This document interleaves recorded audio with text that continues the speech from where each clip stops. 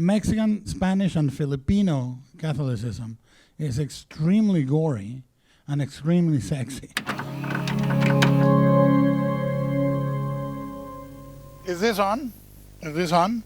Yeah. Yeah. Okay. Oh, very comfortable seat. That's why I like this. Well, tonight, how many of you are familiar with Buñuel? How many of you are familiar with his Mexican period? Okay, that's pretty good. You know, I think it's important. It's my favorite period of Buñuel's films.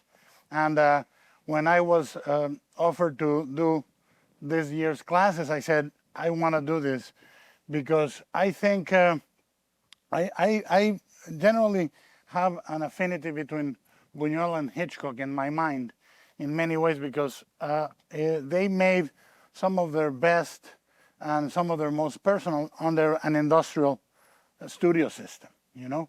And I felt that this is, most people know the Golden Age and the Andalusian Dog, and they know the big French celebrated Buñuel later on, you know, which I think is, in a strange way, a much floppier Buñuel formally, but very interesting thematically. And a lot of people just bypass this period because without mentioning anything but Los Olvidados, Nazarin, and Viridiana, which are part of this. Now, the way I wanted to pair this, oh, this is now much clearer. The way I wanted to pair this, I'm going to do this. The way I wanted to pair this is to give you a real overview of him as a workman and as an artist. I think this is extremely important. So we're going to have, I tried as hard as I could to pair a movie that he did as a filmmaker for hire, quote unquote. He was never quite really that, you know, and a movie that was in the same thematic vein, a more personal statement for him. So you're going to go from one to the other, and you're going to see the fluctuation of his themes from one to the other. This has been very inspirational for me as a filmmaker. I always, when I change scales, when I go from one movie to another, I always remember Buñuel's saying, whatever you tackle, if you tackle it with real passion and ferocity, you know, it will be a movie of yours. And I think we're going to see that the three nights. Buñuel coming to Mexico, am I interrupting questions? No, this is your part. Okay, great. Yeah. Then I'm going to pull this thing off because I'm very disturbed by this. Buñuel came to Mexico almost by accident, and that is something that we have to thank. It was a surreal accident. He said, in fact, early on when he was young, he said, if I get lost, if I disappear, look for me everywhere but Mexico. You know, he really didn't want to live there. Now, he came to love it. He became Mexican. His nationality changed, and he died in Mexico. And he had some of his most ardent fans and some of his most deepest friendships, both in Mexico and in France. And he is a man that accidentally was caught outside of Spain during the war. That was, as most people know, fired out of the Museum of Modern Art because of Dalí mentioning him in his biography as a communist, you know. And he became a gypsy until he landed in Mexico and forged some key friendships with one of them with the producer Oscar Danzingers, but two more that I think people overlook often. One with one of the great production designers in Mexican golden cinema, which is Edward Fitzgerald, and one that had very interesting and very fruitful collaborations, which was Gabriel Figueroa. When I was a teenager, I was 17, I became a PA on a movie, a Mexican movie, that was being photographed by Gabriel Figueroa. And I did so exclusively to talk to Gabriel Figueroa. And I became his mascot. I told good jokes. I was, nice. I brought him coffee. I did anything he needed. And in exchange, we spent basically about 30 or 40 days of prep and shooting talking about Buñuel. And I interrogated him because Buñuel died 2 weeks before I could meet him as a young filmmaker. Him and Hitchcock are my two saints. in my opinion, the greatest filmmakers that ever lived, and in many friends were common friends, and they said, "Oh, but Luis Buñuel is going to meet you in a couple of weeks, and he's not feeling well." He died. I never met him, and I've been interviewing people that knew him anytime I can. And Gabriel told me many things about him, many of them known, how he was an anti-formalist, which gave a great vigor to Figueroa. But he also reminded me of something that is also true of another, may we call him surrealist, which is David Lynch. Mark Frost said to me one thing about Lynch. He said, the key to understanding David Lynch is that he actually believes and loves the moment with the bluebird or the white picket fences of America. He truly loves them. He also wants to destroy them, but he loves them deeply. Not with a naive or a wink and a nudge. He really loves them. And Figueroa said to me, Buñuel was truly, in his personal life, a complete conservative. He was a gentleman of the old school. The kids needed to be at home sharp on time, never late. He imposed a patriarchal structure in his home. He was incredibly jealous. He loved firearms, et cetera, et cetera, et cetera. And he said, but the pulsion, the fight between the anarchist and the gentleman defined who he was, And this is something that I couldn't agree more with. And we're going to see it tonight. The pairing of those 6 movies tried to show, in the case of tonight, there is female sexuality and male desire, which goes through many of his films, all the way to his French late films. And Buñuel, obviously, every melodrama that deals with this can get incredibly uncomfortable if there is not a sense of self by the director about the main protagonist. But Buñuel always favored the ridiculousness of male desire. Now, he was raised in a society that was completely patriarchal, that where men of 56 married girls of 17. His father and his mother were that type of marriage. And but he saw the absurdity, the brutality, and the madness in it. A lot of people like to talk about Buñuel as exclusively as a surrealist, but the fact is almost like when people talk about magic realism in Mexico. That's the way we live. It's not that it's magical, it's everyday life. We see those things, And Buñuel came from Calanda, and, Calanda is defined by him in a very accurate way as a medieval town that lasted until the 20th century. The medieval structure of patron and serf, and landowners and non-workers, and patriarchy, and the gentlemanhood, and so forth, and the role of the church was absolutely medieval. In the same way that you can see it in later years. I always say Spain went through the 60s in the 80s because of Franco. Franco came and stopped time. And then in the 80s, La Movida was the 60s.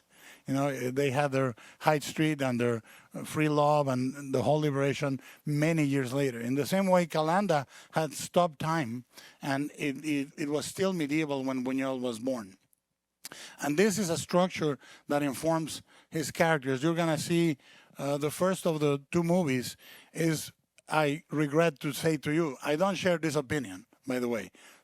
But it's one of the movies that is considered one of his lesser ones. And I don't agree completely. The movie suffers from one of the few times where a producer imposed a beginning or an ending on Buñuel. We're going to see one, Los Olvidados, where the producer imposed a beginning for Buñuel, where he needed to mitigate how brutal the poverty he was showing was in Los Olvidados. And in this case, he instituted an ending. How many of you were here to see Suspicion, the Hitchcock movie that when we showed it? Very few. Well, this is very much like Hitchcock getting that fake ending with Cary Grant at the end of Suspicion. There's still clearly, Buñuel does not endorse that ending. You will see the movie go directly on one way and then take a very different turn towards the end. And it's apparent, it's done clearly as an act of will. Buñuel came to Mexico and worked as an itinerant director, quote unquote, in many movies, finding his footing and finding a thing that would mark him for the rest of his life, which was efficiency. He was a huge, incredibly efficient filmmaker. He ended his movies, and he took great pride on this. He ended them in time and in budget. You know, he was very, very popular amongst producers because he was incredibly fast and incredibly cheap.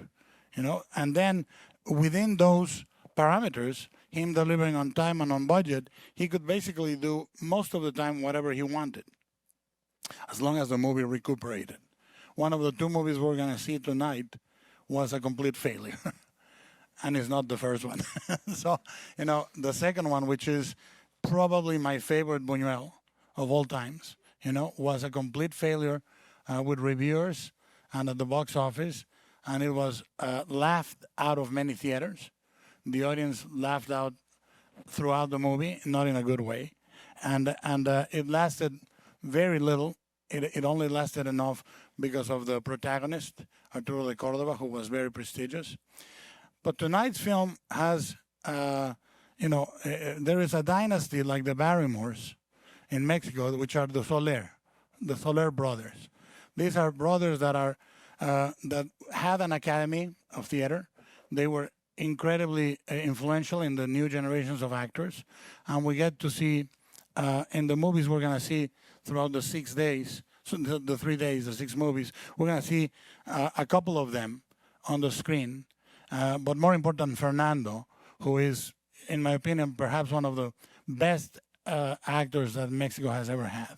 Phenomenal actor. And these actors often incarnated an early version of the characters that Fernando Rey will incarnate for Buñuel in later films. The randy landowner, the randy gentleman that feels he can be rejuvenated through an affair. Am I 10 minutes now? Yeah. Okay. So if you want to set up for them different ways to look at the first film. Well, as I said, it's going to be today the ridiculous male desire and female sexuality is one of the things you need to know of Buñuel. There's so much. 3 days is not going to be enough.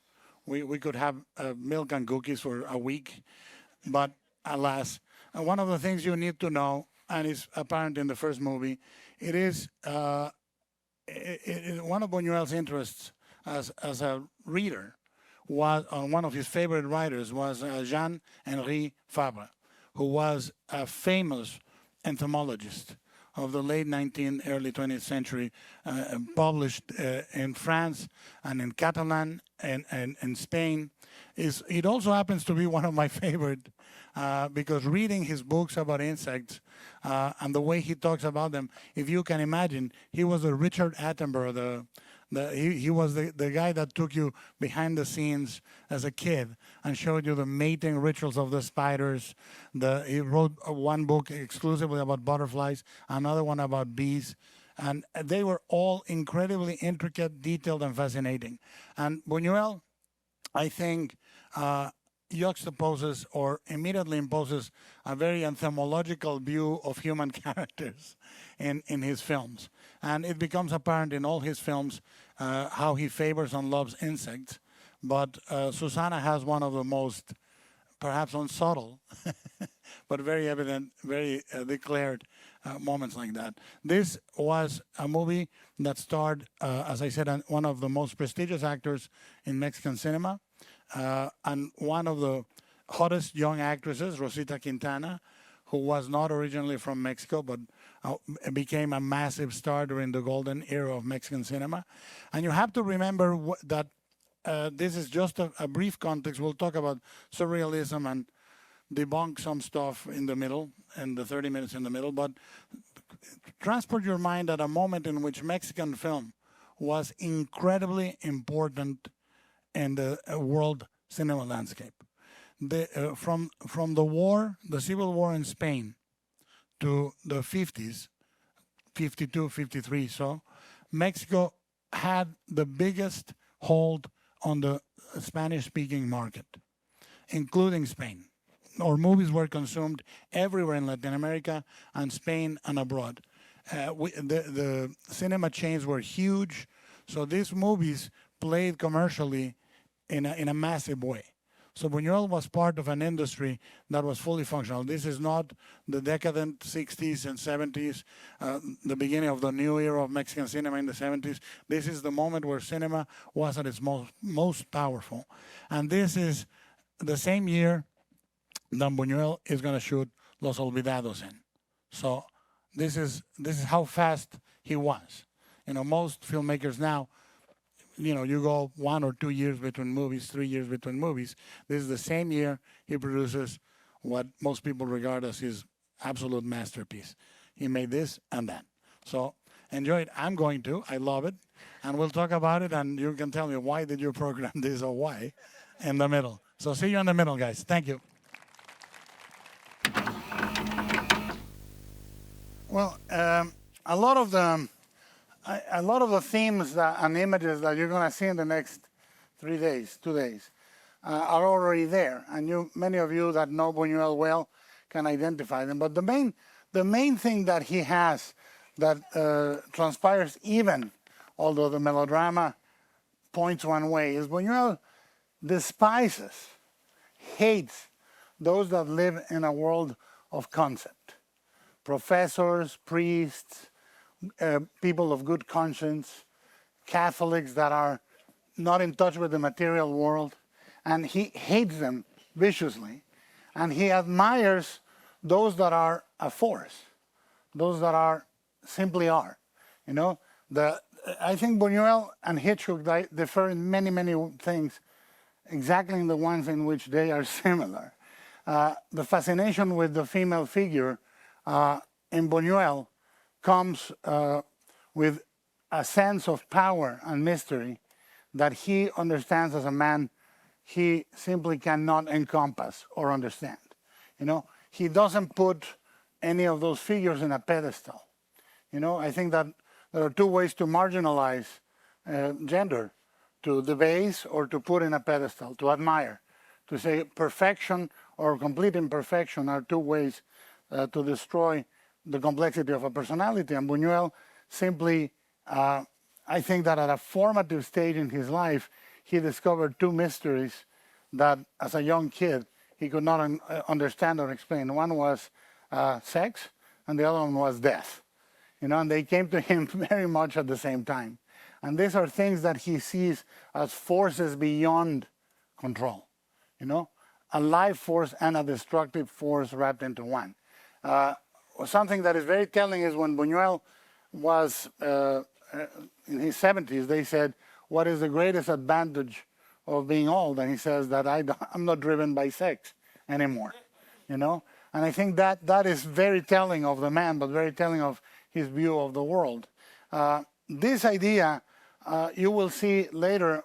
Today, we're talking about the power of female sexuality, the ridiculousness of male desire, and then tomorrow we will explore charity and the absolute uselessness of charity as a virtue without it touching the real world, in both movies that we'll see tomorrow. And then the third day, we're going to see thematically how Buñuel reacts to poverty as a force that is also enormously destructive and corrosive. You know, today's film is full of little images that we can identify. Obviously, one of the things that is very, very interesting is Buñuel was a foot fetishist. That's not a secret for any one of you that knows his films. And I find it very interesting that the first time Susanna appears, he does this loving panning through her body, and he denies her human feet. He covers them, he blocks them, and they are revealed only later when she's in a seductive mode. The eggs, not very subtle, the cracked eggs running through her legs, you're going to see again with milk, not very subtle, later on Los Olvidados, And he loved chickens, and he loved sheep, that's for sure. But he also, what I think is interesting and is beautiful, he obviously, all of his life, he denied symbols. He didn't want to accept the symbolist reading of his films. This is partially, you can understand it from a surrealist point of view, but you can also understand that he didn't want to make them a cipher. Because at the end of the day, cinema is there to express things that are beyond words. We cannot ultimately talk our way into the most intimate secrets of cinema. In the same way that a song works only as a song, and it works its mysteries only in that form. The lyrics and the music alone may clash, may not come together, and suddenly when they are together, when we hear them at the right moment, they reveal something else. And I think that is very important in the surreal link. Why? Because I think one of the moment surrealism is born, and we can talk about the figurative art being broken in stages. It's broken first in the desire of using it in a symbolic way that can transcend the physical by the symbolist, or in a way that can transcend figurative painting by the impressionist or the expressionist, trying to capture light, capture an emotion, and so forth. And everything that happens around surrealism, data, and so on and so forth, it's the moment where we say, now let's try to talk about what is inside.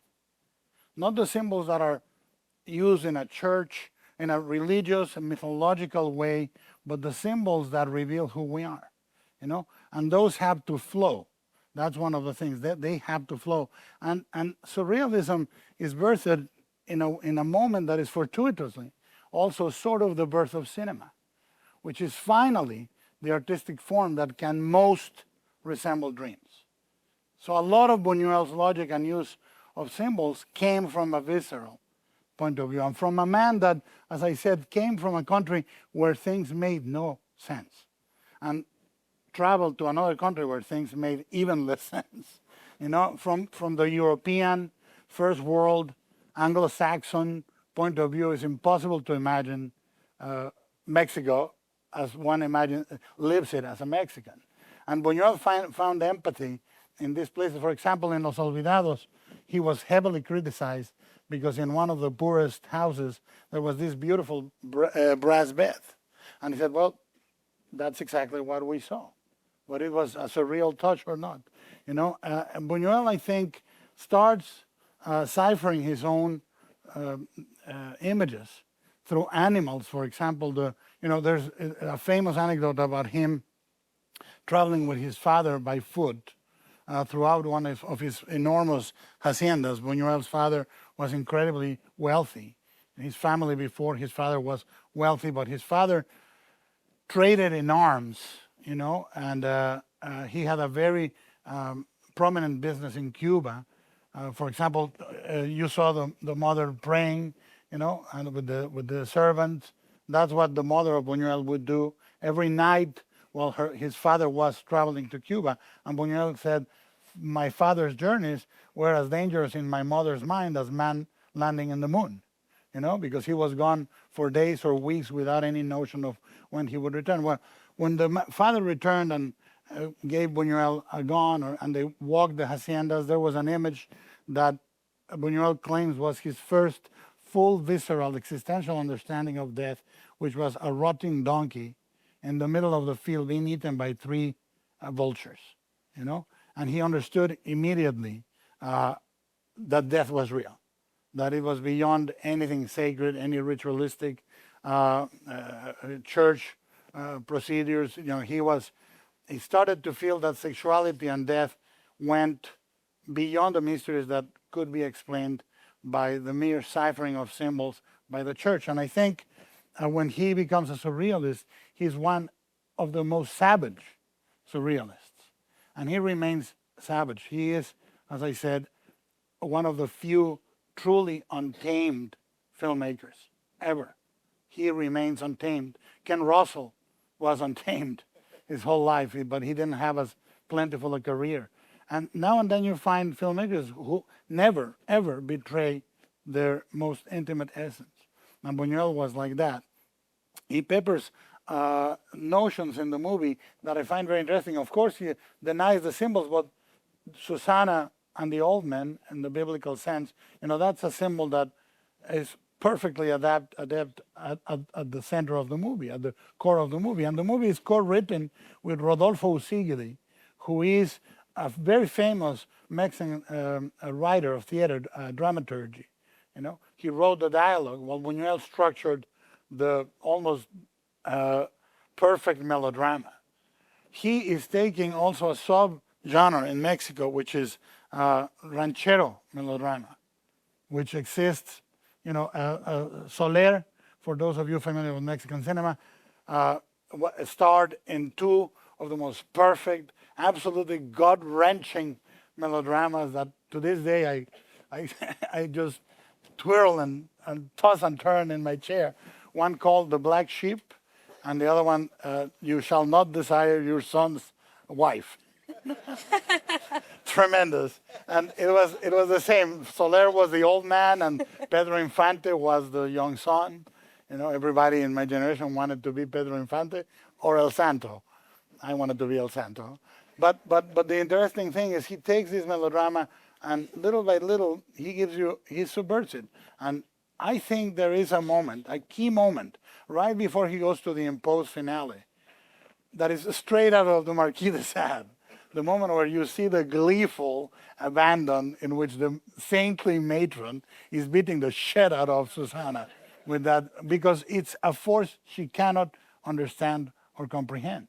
And I think that the key, before that betrayal at the ending, there is a moment that is seminal in the movie where Susanna says, God, you created me, you send me out.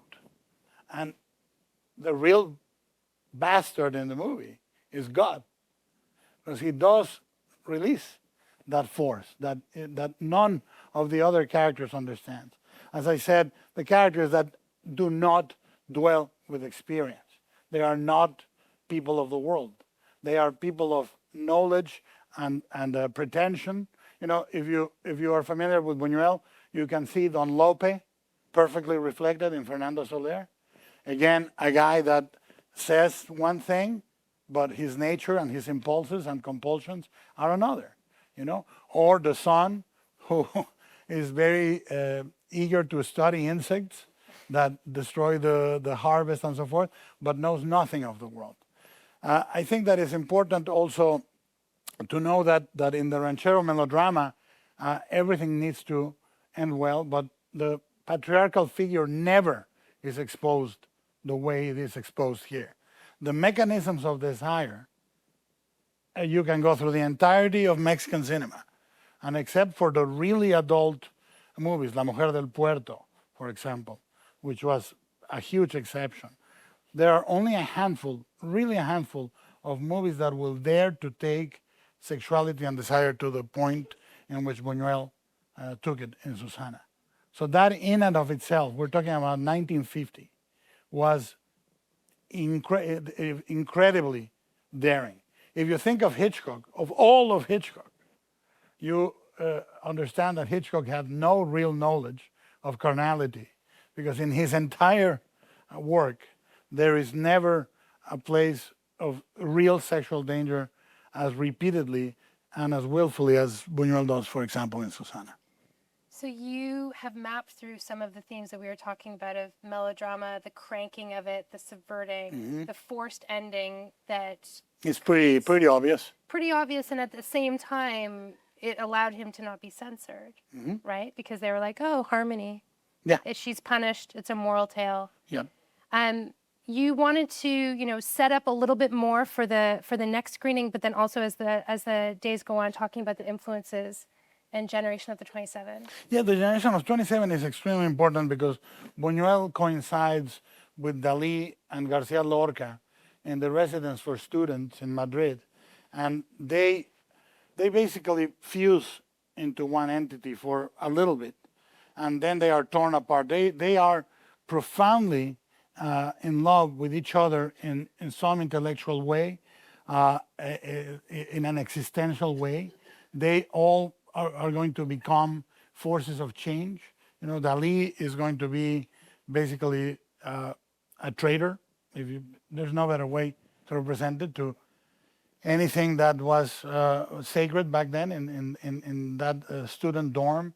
But Lorca will be shot, and his corpse will never be found. And Buñuel will go on, and against all odds, will be for more than a decade and a half wandering until he recuperates his place in cinema quite late. And the movie we'll see at the end, Los Olvidados, is of course key because it is André Bazin who very strongly raises amongst all the other voices at the moment in which Mexican cinema was representative. It was a moment, if you are familiar with La Perla and all of Emilio Fernandez's work, and with Gabriel Figueroa, he had created an amazing look for exteriors and the open fields and the skies that I can put Gabriel Figueroa next to any cinematographer in the world, Greg Toland, you name it. At the time, Figueroa was in the forefront, and it was curious when I worked with him. The movie I worked with him was in color, and he lit like black and white. We can go on about what that means, but it's mostly midtones, and obviously the lack of use of filters, red filter and so forth. But one day we had the movie transferred, and when they were looking at it, the dailies, I took out the color in the monitor, and the movie was beautiful, but it was not beautiful in color, But I digress. We were talking about the 27, Dalí betraying. What else did? Figueroa and Buñuel. This movie, Susana, by the way, he doesn't use Fitzgerald. He uses Günter Gerso, who was a Hungarian-Mexican painter and designer, one of the most prolific production designers. Everybody you see in these movies, Soler did over 100 movies. Arturo de Córdoba did over 100 movies. Günter Gerso made every other Mexican movie.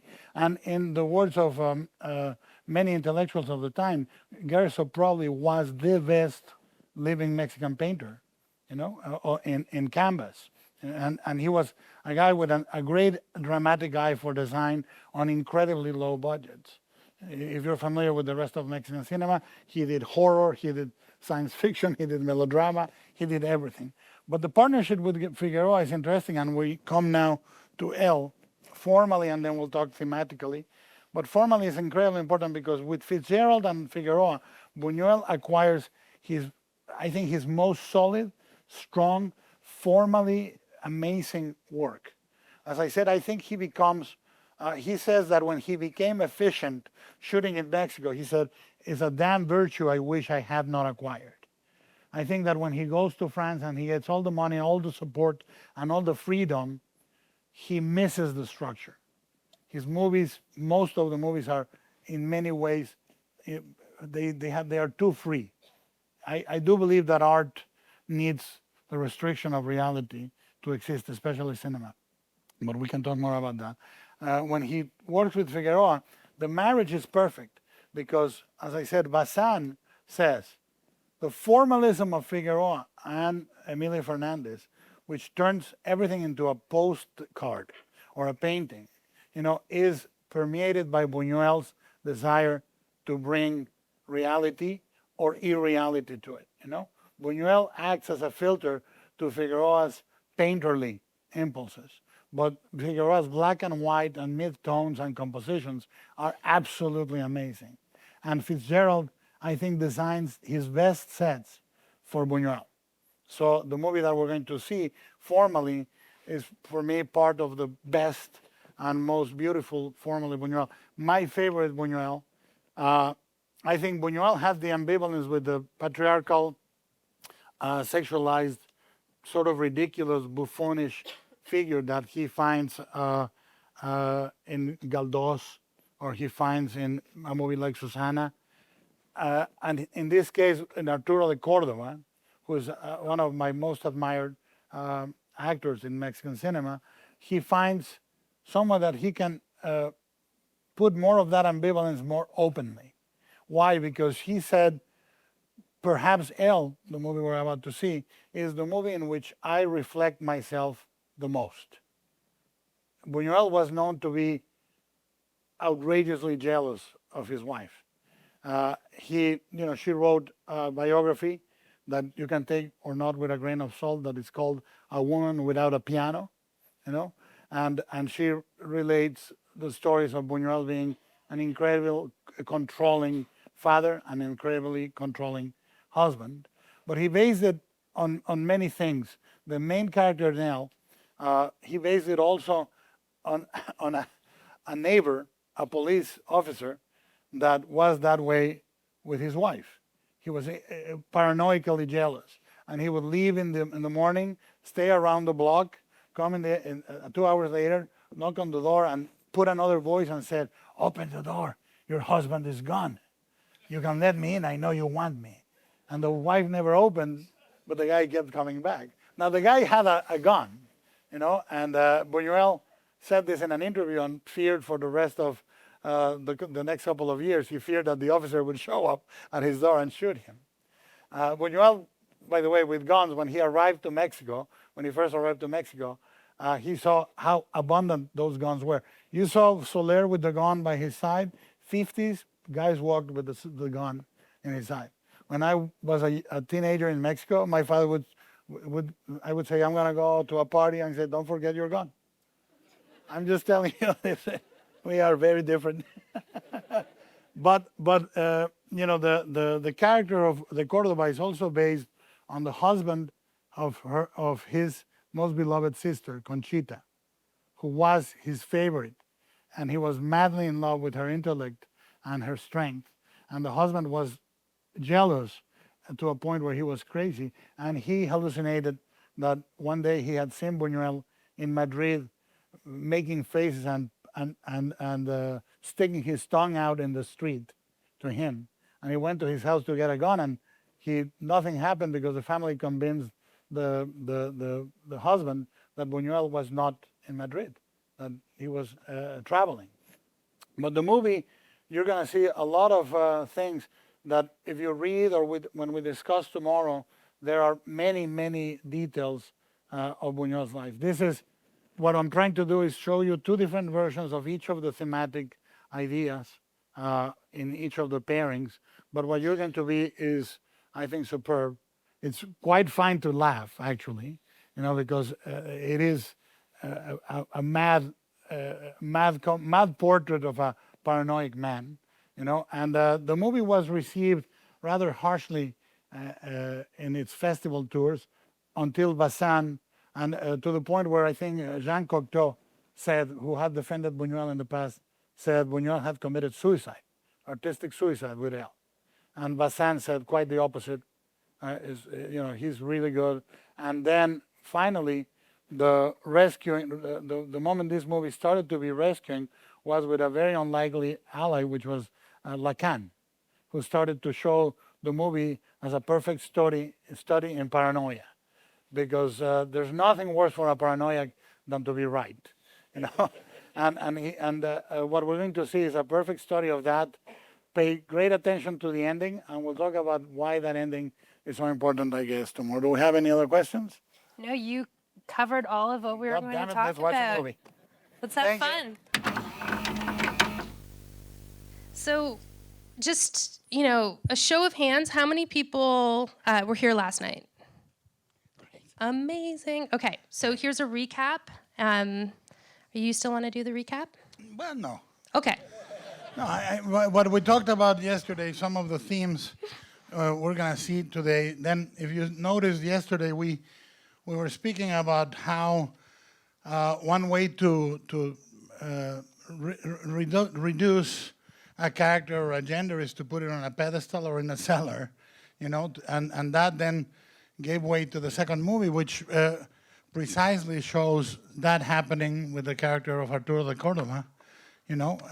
He is, and that's why Buñuel is curiously enamored of incredibly melodramatic devices, but he's not a romantic. He's an anti-romantic. He detests romanticism. And in that is the entire opposite of Hitchcock. Mm-hmm. But two things that were fantastic yesterday is to see how the start of L is the best start of a romantic movie. Is Mr. Darcy, Mr. Darcy and the audience wanting him to get the girl. Hopefully, they'll get together. Maybe they'll overcome obstacles. And then Buñuel does a brutal break of time and comes back to a lost woman that is about to lose her mind in the worst possible situation, and then narrates back. That device he repeats later in his French films, the unreliable narrator or reliable narrator that recaps things for an audience. But what is beautiful is you actually see that this character, if you saw the movie from the point of view of L, and that's such a great title, L, him, it's with caps. The original novel was called Pensamientos, Thoughts, and it was written by a woman that had been married to an abusive man, and was very much a memoir, a novelized memoir. But this character, if you saw the movie from his point of view, it would be a great love story. But when you see it objectively, and this is when I think Buñuel transcends his original limitations, because he was born, we spoke, in a medieval-like time, at a time when a gentleman was the highest form of being, but he gazes at himself through that character in such a critical, brutal way. I'm sure that many relationships, there is a little L in many men, most men, and you would recognize either yourself or a relationship in that. When you were talking about the comparison with Hitchcock, and I was thinking about how this character and his singular obsession of love, how would Hitchcock have filmed this? How would Hitchcock? This was his vertigo. Yeah. This is what would have happened if Scotty got the girl. Yeah. It even has the bell tower. Yeah. This is a Scotty constantly going, but how many guys did you meet? He would have been a pain in the ass if he had gotten the girl in Vertigo. Yeah. It's only because Hitchcock, people say Hitchcock idealizes women. He idealizes men. His male characters have not the self-reflection that Hitchcock's characters have, that the Buñuel's characters have. Buñuel takes a look at Francisco and is absolutely merciless with him. And when he spoke about how he laid out L, he said, I saw him as an insect. And I laid out his behavior, in behaviors in which he recognized himself openly, accepted, and is sort of an evolved form of the narrative in Susana about male desire and sexual power. I think that Buñuel and Susana, how many of you speak Spanish? Okay, if you notice the subtleties, the son was the most boring actor in Susana, incredibly boring. The wife was the good wife, Catholic, was quite boring. I think Buñuel was absolutely more interested in Susana, in a good way and perhaps in a bad way, but he was definitely fascinated by that figure much more than the good people of the hacienda. Yeah. And I think that is a big difference. Then we talked, and this links with the two movies today. Buñuel hating virtue without grounding in the world. Intellectuals, you can see it, intellectuals that say they are leftist, but they are bourgeois in their personal life. Catholics that wield charity like a weapon. Yeah. that has no place in the world. So the abstraction, this mental abstraction, Buñuel detests. And this comes into play in both movies today. Just a brief setup for the two movies today. They are both based on work by Benito Pérez Galdós, which is one of the greatest dramaturgy writers in the Spanish language. He is, like Buñuel, a guy that loved Dickens. Buñuel loved a lot of English literature also. You can see a ghost of Wuthering Heights literally on Susanna in the opening with the face in the window with the rain, is almost like that apparition in the opening of Wuthering Heights, which he filmed later as Abismos de Pasión, in Mexico. But he also loved Dickens, and Galdós is enamored of Dickens. He's hugely influenced by the Russian writers, Tolstoy and Dostoevsky, and Chekhov. He is not as successful, most people think, as a playwright as he is as a novelist, but he is like Dickens, is a moralist. Ultimately, he's a man that is very preoccupied with the good and the bad being enacted through his characters. Now, he's not as well known in English, which is a huge loss. Buñuel even ventured, he said, I ventured that the real tragedy is not only how powerful the writer is, but how powerful the country the writer is from is. Because he said in real justice, Galdós should stand next to Tolstoy, next to Dostoevsky, next to Dickens. And you can see Dickens, there's a vignette we will discuss in more detail when we see Los Olvidados. There's one little vignette that comes straight from Oliver Twist in Los Olvidados. The other thing that was important yesterday is that the writing happened, the co-writing in the second film happened with Luis Alcoriza in L. Luis Alcoriza would become one of his most frequent collaborators and a guy that inherited some of the mantle of Buñuel in Mexican film. He was halfway through a neo-realist and a surrealist and a moralist. So do you want to, maybe before we jump to the Q&A, do you want to extend the conversation of what you're talking about, the production designer and the writing and the combination of reality infused in the painterly? Yeah. By the way, what Teresa said very, very eloquently is that the prints look like crap. That was very eloquent, but they look like crap. Thanks, buddy. And they sound like crap.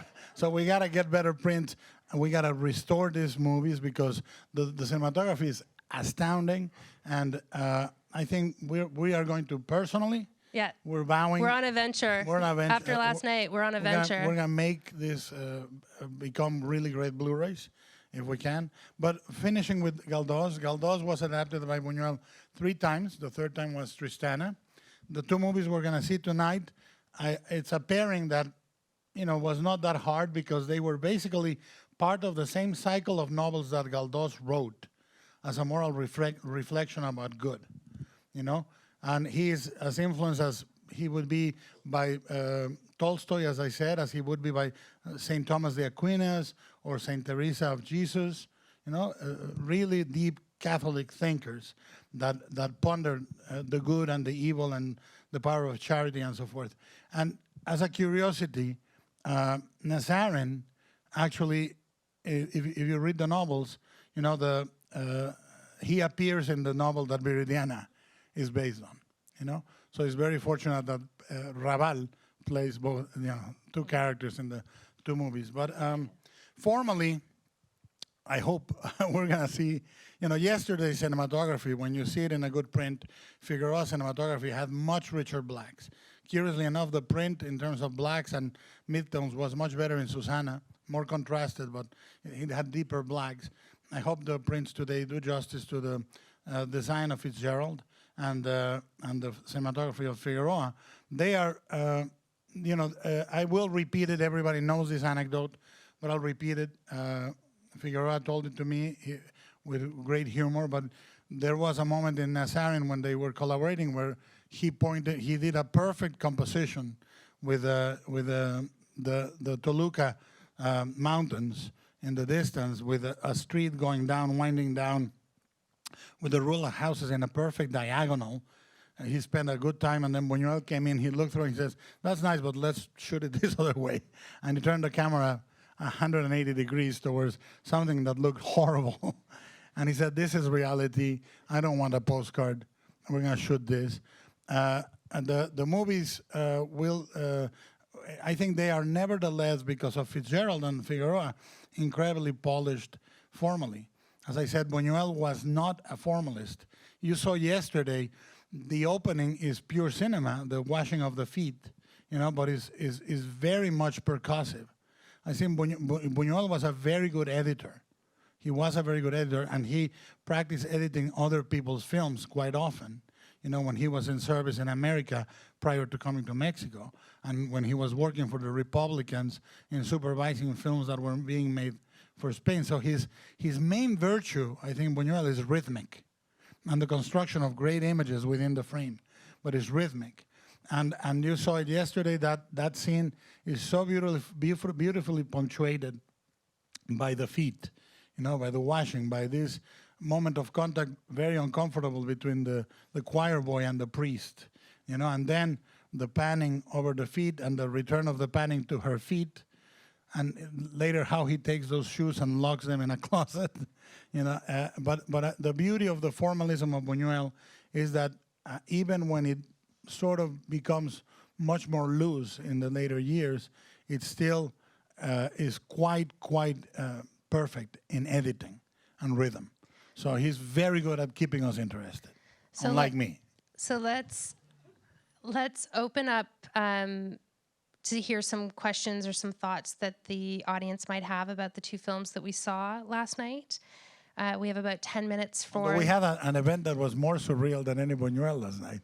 I was going to leave it a Trump phrase zone, but we can definitely talking about insecurities and masculinities. We can fold it in.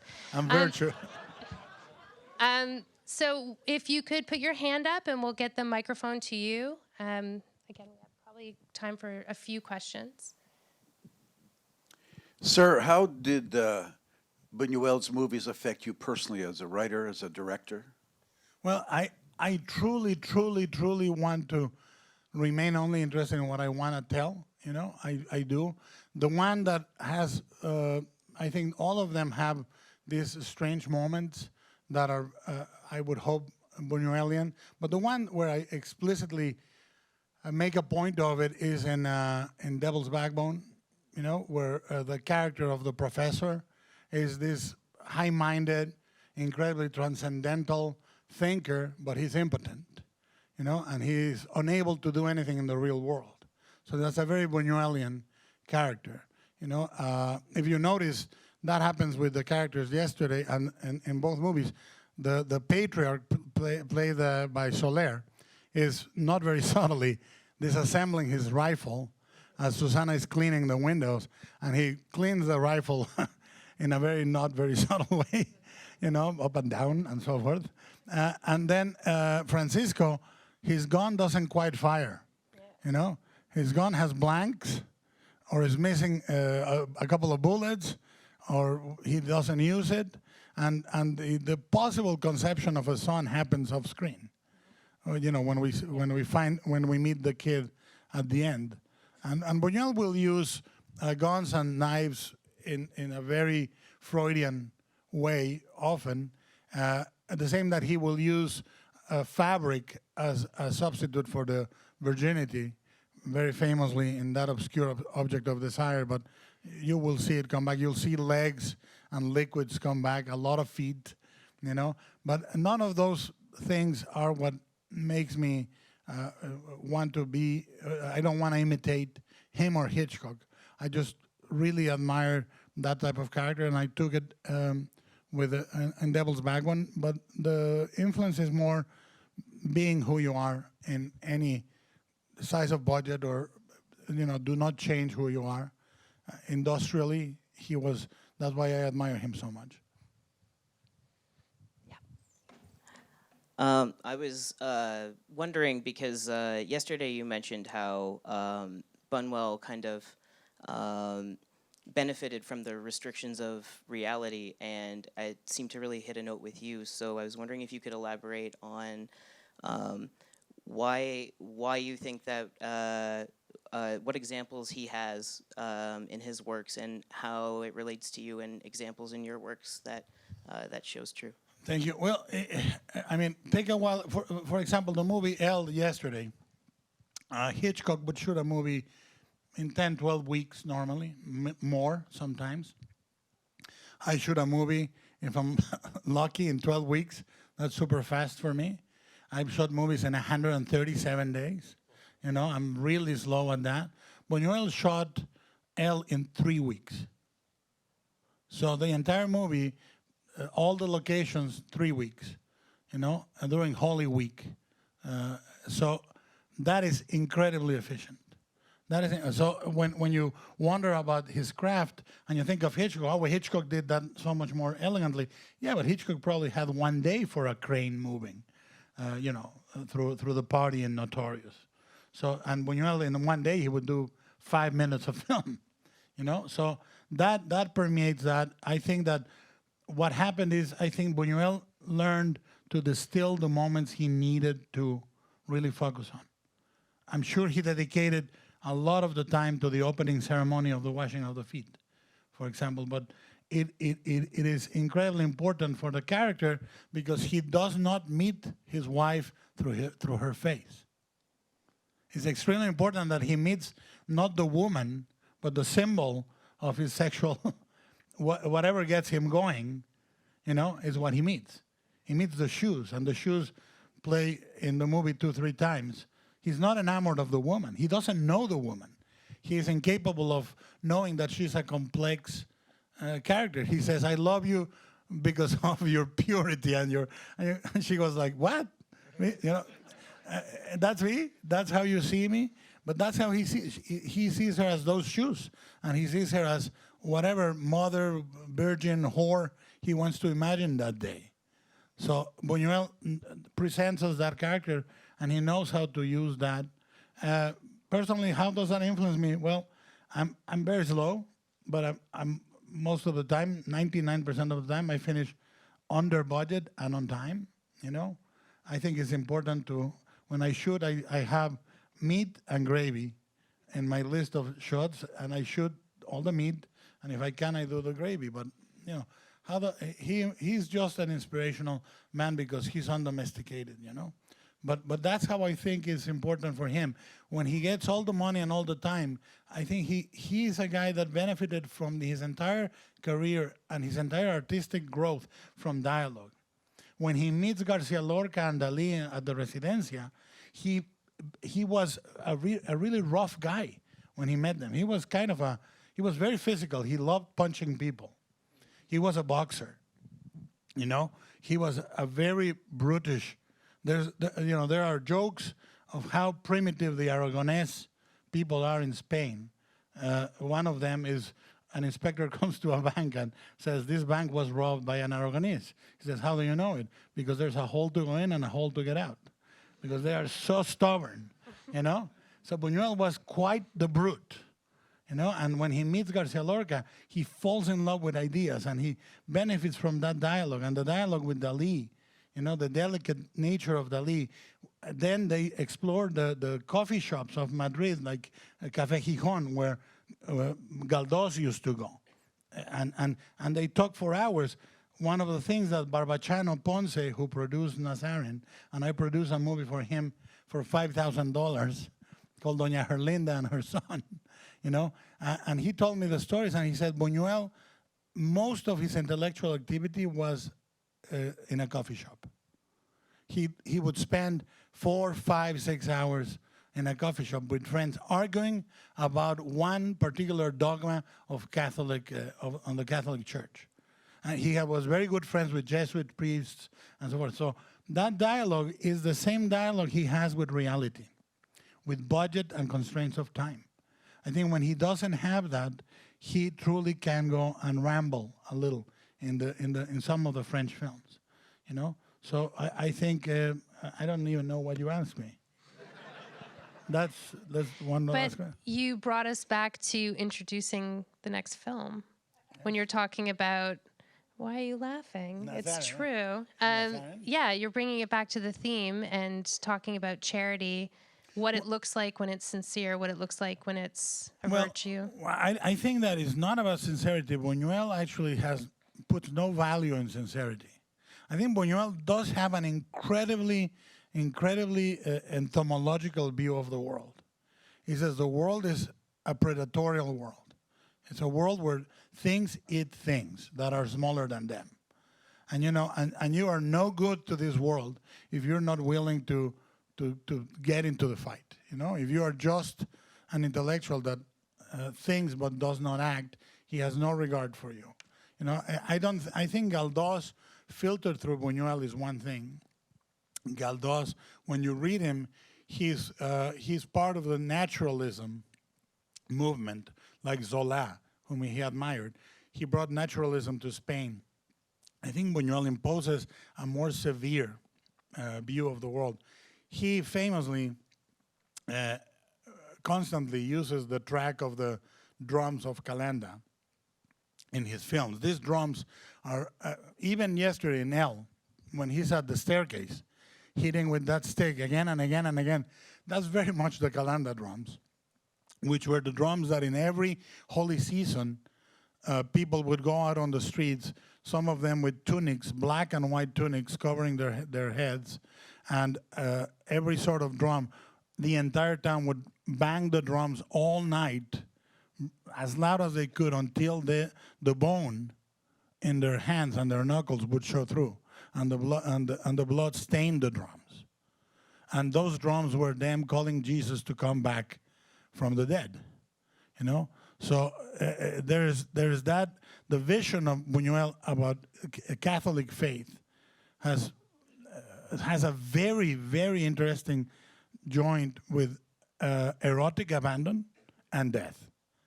The true abandon of religion is very linked with that. We're going to see it right away. But it also talks about religion as a useless, faith as a useless virtue. Yesterday, I told you to pay attention to the final shot of L, right? And it's because the guy zigzagging is Buñuel. And a lot of people know this is not new, but it's quite the signature on that self-portrait to say, well, okay, the last guy lost in a labyrinth that is not existent. Meaning the guy is really trapped in his own mind in that zigzagging. That guy is Buñuel walking on the frame instead of the actor. So that is absolutely an almost Francis Bacon self-portrait of who he and how he recognizes himself in that. So tonight, many of the things we're talking, you're going to see them. The beauty of Buñuel is that I don't think an auteur comes from remembering what he likes. It's purely fetishistic. You go back to the things you do the same way a criminal goes back to the same crimes. And you leave behind traces of your intellectual DNA no matter what you do. So we're going to see a lot of the DNA that we've been talking about of Buñuel, and we'll talk in the middle to talk about how it links the two movies. So enjoy it. Thank you.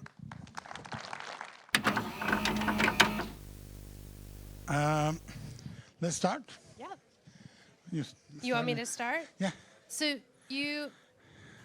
we're starting now. So you mentioned the different forms of charity. Yes. And the different themes. Yes. Can you pull out some moments for us? Yeah, I mean, I think that what is remarkable, and you see, for example, tonally, the program yesterday was all passion, was mad passion. The music was blaring. The camera angles were, Dutch angles with shadows and contrasted light and shadow, very almost expressionistic. And today, what we find is something remarkably naturalistic in the way it's portrayed. And it's because it's in every sense of the word, this is a parable. But that is part of the range of Buñuel. This is a parable, and like every parable, in many ways, him and Galdós both combine the figure of Don Quixote and Jesus to make this reflection. So like Don Quixote, Nazarin does what he feels he needs to do, follows his quest, and at the end of it all, regains the most painful earthly reason. In the case of Don Quixote, Alonso Quijano is in his deathbed, and he knows he's not Don Quixote, and he knows he's not a knight, and he knows that his family was worried for him. He regains this knowledge. And in the case of Nazarin, the only charity in the entire movie that is earthly is that pineapple.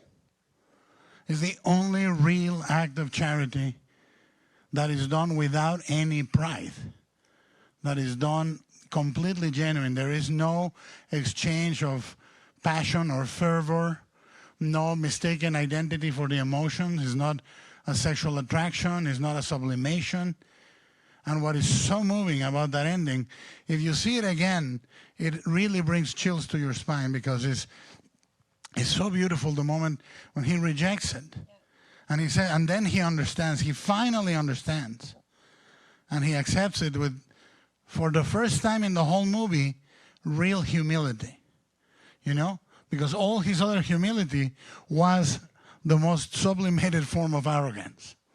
You know, it was a superiority. Yeah. It was absolutely, this is what is so devastating to me when I see this parable, because it's all about that last moment. That's why the Calanda drums are sounding, and his face, Rabal, is absolutely amazing. The movie got a scathing review on Variety and the New York Times, and part of what they were saying was that how inexpressive Rabal was through the movie, and it truly, if you don't understand that it's all to get to this finale, in which Buñuel says, I reconcile a woman that could not accept passion, accepts flesh in peace, you know, in that little horse cart, and she passes him by and doesn't see him anymore. And I reconcile him with the world. Now he can live in the world. You know, it's such a beautiful, so refined, so perfect. And like any parable, every parable, if you follow them in any religious teaching, it's taken in stages. The man seeking illumination goes and meets the earthly powers, or is faced with different tasks. So it's always a pilgrimage. It's a little bit of a road movie in that. They meet a powerful general with a horse. They meet a town with the plague. So it's exactly orchestrated like a parable, you know. And then at the end of the day, the original title of Susanna, which we saw yesterday, was Susanna, the Devil and the Flesh. You know, and I think that that's half of Buñuel's entire filmography right there. You know, because it is this idea of we are not devils, not angels, and we are flesh. And he has this Hobbesian notion that the world is nasty, brutish, and short. Life is nasty, brutish, and short. And anything that tries to negate that, no matter how well intentioned, it's a delusion, and it's hypocritical. So let's fold in some of the cinematography and some of the moments for how he shows some of that. Well, for those of you that are in the know and appreciate Mexican art, the still photographer was Manuel Alvarez Bravo, who is one of the greatest still photographers ever, and you know, truly a master. And he was the still photographer of the movie. Figueroa manages to put a couple of his signature skies, but mostly what is remarkable, if you're a Mexican, you know, what is remarkable is the incredible portrayal. Is one of the few times in which Mexican cinema portrays what we call a vecindad, which is an area where people live as like low-income living, from that goes back to the 16th, 17th century, and that survive in Mexico. If you go to Mexico City right now, today, and you walk in next to a big superstore, and you enter a little alley, you may enter into one of these patios that can go as back as the colonial times, and that were low income rent, and that lodged a pulqueria, where the guy dispatched pulque, prostitutes, a guy that sharpened knives. For those, this may mean something. The organ melody that opens the movie is called "God Never Dies."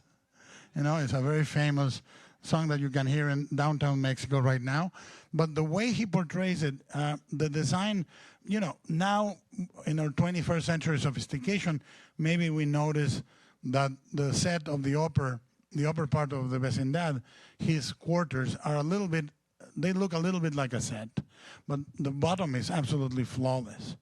It's a reproduction, and he captures like nobody, no Mexican filmmaker or not, the way that little microcosmos worked. Who was in it? What was the vendors crying for the wares, the drinks, the food?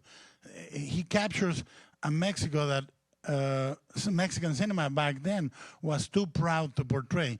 Most of Mexican cinema was either in favor. This is a crucial moment in which Mexico is assigning itself into modernity.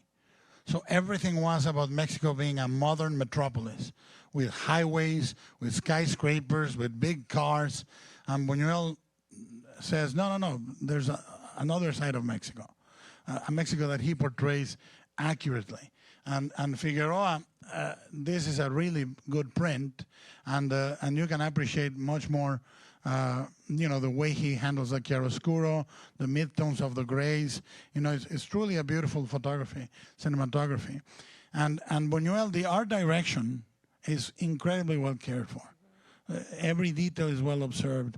It's almost it's impossible for me to transmit to you how accurate and how moving it is that he took that time, and he was a foreigner. I think but the thing that then this leads us to immediately is to think about this. He was also adapting a literary work written by Benito Pérez Galdós concerning Spain. And you see it, and it feels like an absolute Mexican story. It'll be a good connection for us tomorrow after the screening of Los Olvidados, yes, talking about the scenes. There's a moment where in the prison, beautifully lit and shot, they talk about good and bad and it doesn't matter. Mm-hmm. Can you explain that a little bit more in terms of grounding it more in the calling out of what is charity? And well, by the way, that little section, if you guys have seen John Ford's The Fugitive, Figueroa did that, and it reminds me a lot of that the opening section where Fonda plays sort of a Nazarene-like character, But I think that what is important, what Buñuel is saying, is absolute evil and absolute good are worthless. Is basically he's just saying the world is a mess of desires, violence. It's truly the movie is full of dust and dryness, and remember this landscape. I think Buñuel recognized with the landscape he came from, because the dryness, brutality of the Mexican land in these areas must be very similar to his landscape as a kid. He lived in a land that produced olives. Now, for those of you that have been to Spain and have wandered into an olive field, olive trees are the most dramatic trees God ever created. They are twisted and dramatic and sad and religious and poignant, and they feel like a sacrament or a penance. And the land is always dry in the olive fields. It's very dry land in Greece or in the Mediterranean. Is almost dust packed tightly. And this is Buñuel, I think, recognizes a lot of his upbringing in Mexico. one thing that is impossible to explain to anyone, because everybody says, oh, Mexicans and death and Dia de los Muertos. You know, it's impossible to put it in words. The intimate relationship we have with violence and death, how we view it, which is, I'm not saying naturalistic, but it's completely different than Anglo-Saxon Western culture.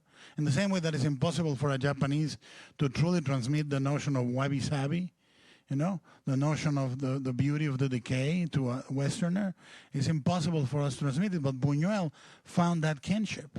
And he found the kinship also that allows him to recognize, you know, things in Mexico that are not surreal, but they are completely strange.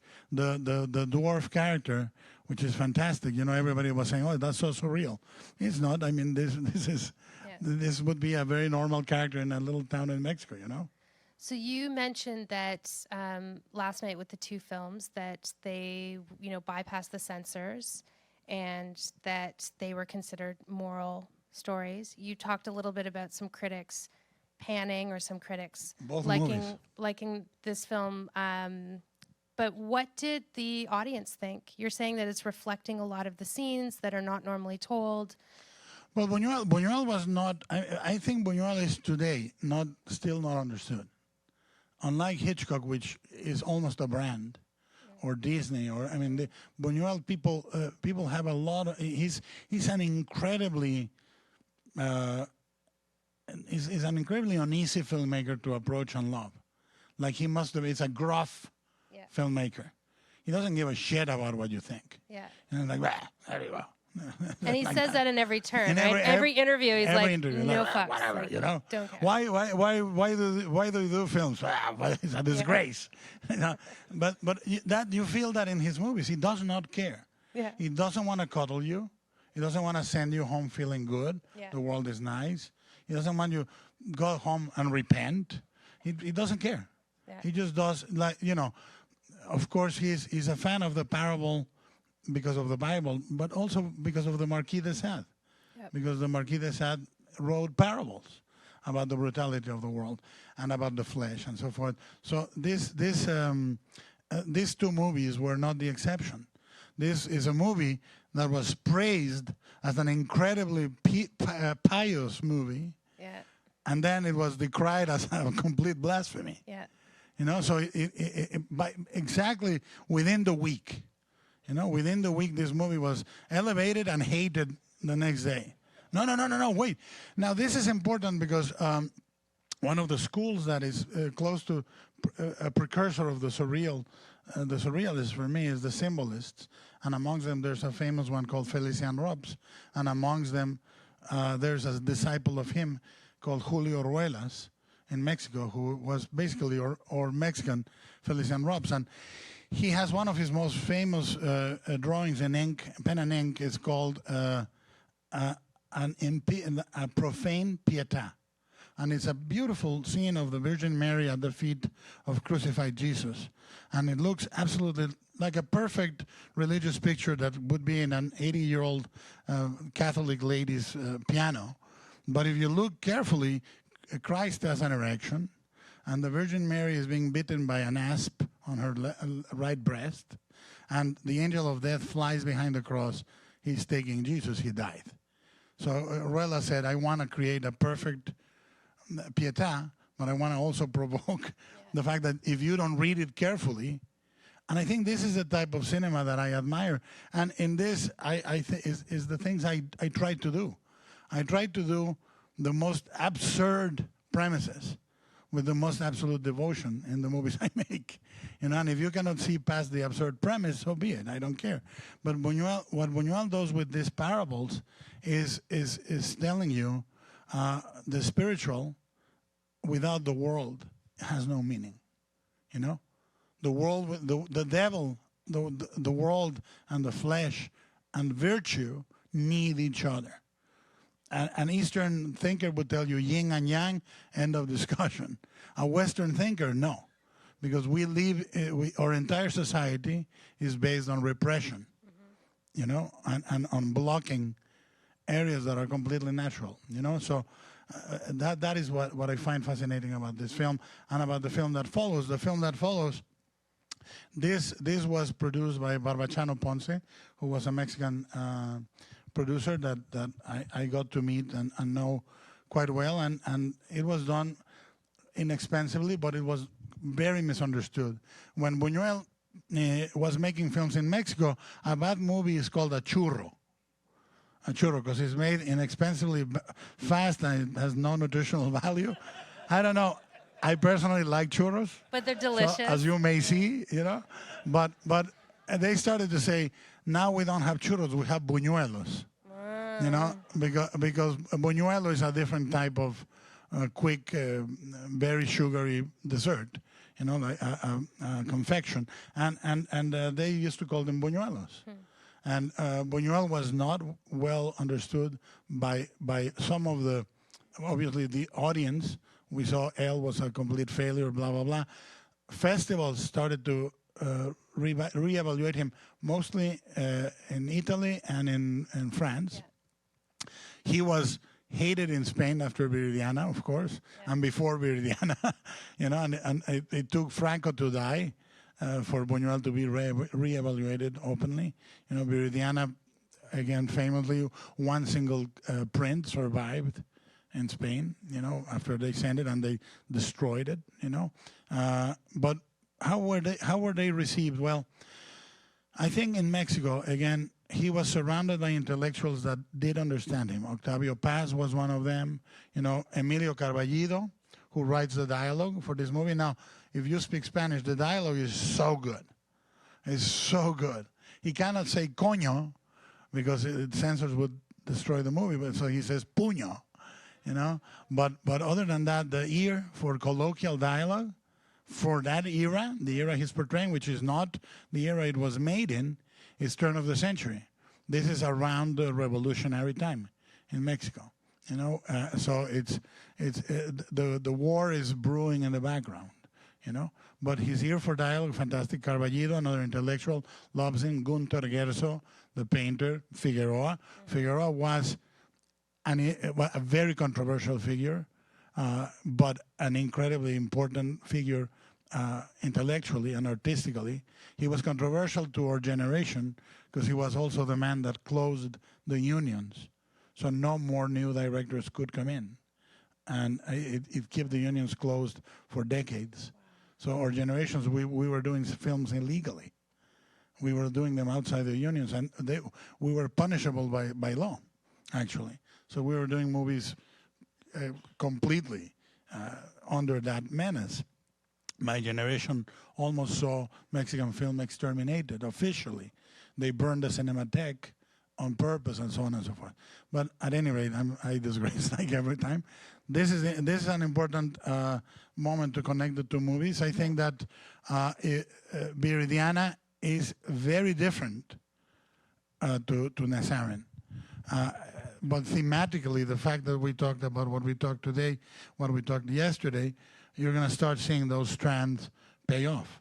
And then they'll pay off tomorrow. But I think the most important thing, I think that Viridiana is one of the most pleasurable films in the perversity of Buñuel, because he is talking about his land, in his land.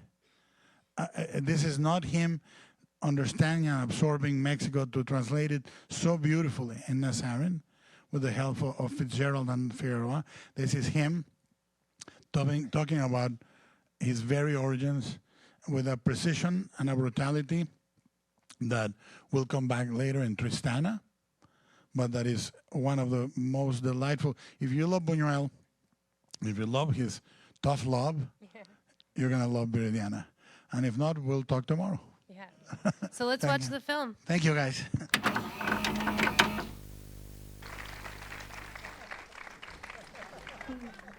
He did his homework. Did you? Are you ready? Well, thank you for the intro.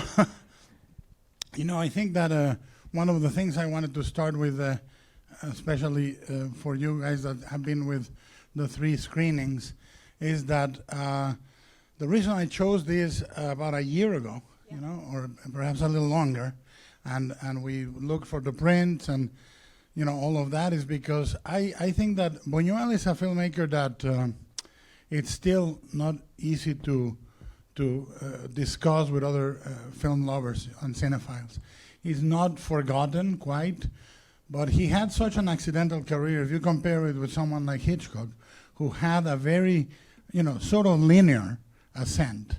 He won, the Golden Cups in England, moved to America. He ascended, and he had a slight small period at the end where he produced films that were not as the top quality, but he had a perfectly ascending career. Buñuel had a very accidental career, very accidented career. The Civil War caught him when he was in America, in New York. He wandered around between Las Urdes and his next film in Mexico was 13 or 15 years. And what I want to say is Mexico did two things for Buñuel that even if he hones his editing skills in New York, and he learned a little bit of the craft in Hollywood, and he was visiting there on a studio sort of a scholarship, he really learned his craft in Mexico. He honed it. And I think that Mexico reanimated his career. He was brought back to the international stage with the movies he did there. He re-energized them. I think there is something, I speak for myself in this case, and I hope I'm not just projecting on this. There is something about exile that is profoundly saddening, but that it also sharpens your eye. I had sort of a reverse exile from Buñuel. I went to Spain and reinvented myself, and I went to Spain and re-energized myself. I can see when you are in a foreign land and you are a foreign eye, you look at the place that surrounds you with a sharper eye, with a different eye. And I think it's very important that his period in Mexico is not only an interlude. Some of the French analysts and some people that they tend to treat his career in Mexico as an industrial career with a few hits. But I think that you can see, for example, the evolution, almost ethnological evolution of the sets that he has in Susana, a hacienda that is completely idealized, and with the little chickens and dogs and cows, and the sets look really quite theatrical to the sets in Viridiana, which are elaborate and minute. You can see today you're going to go in reverse a little bit. You're going to see El Bruto at the end after Los Olvidados, which is one of his masterpieces, and you're going to see the difference. But you're going to see a lot of ideas and textures that he was accumulating for his work. And so Mexico gave him a resurrection, a home, and honed his skills. And this is the reason I thought I didn't want to do the greatest hits, Buñuel retrospective, where we see things that everybody knows. I wanted to show you both sides. Today, I'm particularly happy that we're seeing El Bruto, because it's completely industrial, completely made within the Mexican scheme. It was a movie that nevertheless has all his themes laying underneath, and some of them very, very expressively. And you can see him brewing in there. When he was interviewed, he said his films were seldom successful in Mexico. And this is true, but I think they were incredibly successful in creating the Buñuel that we know. And that's the reason why I chose this retrospective in this way.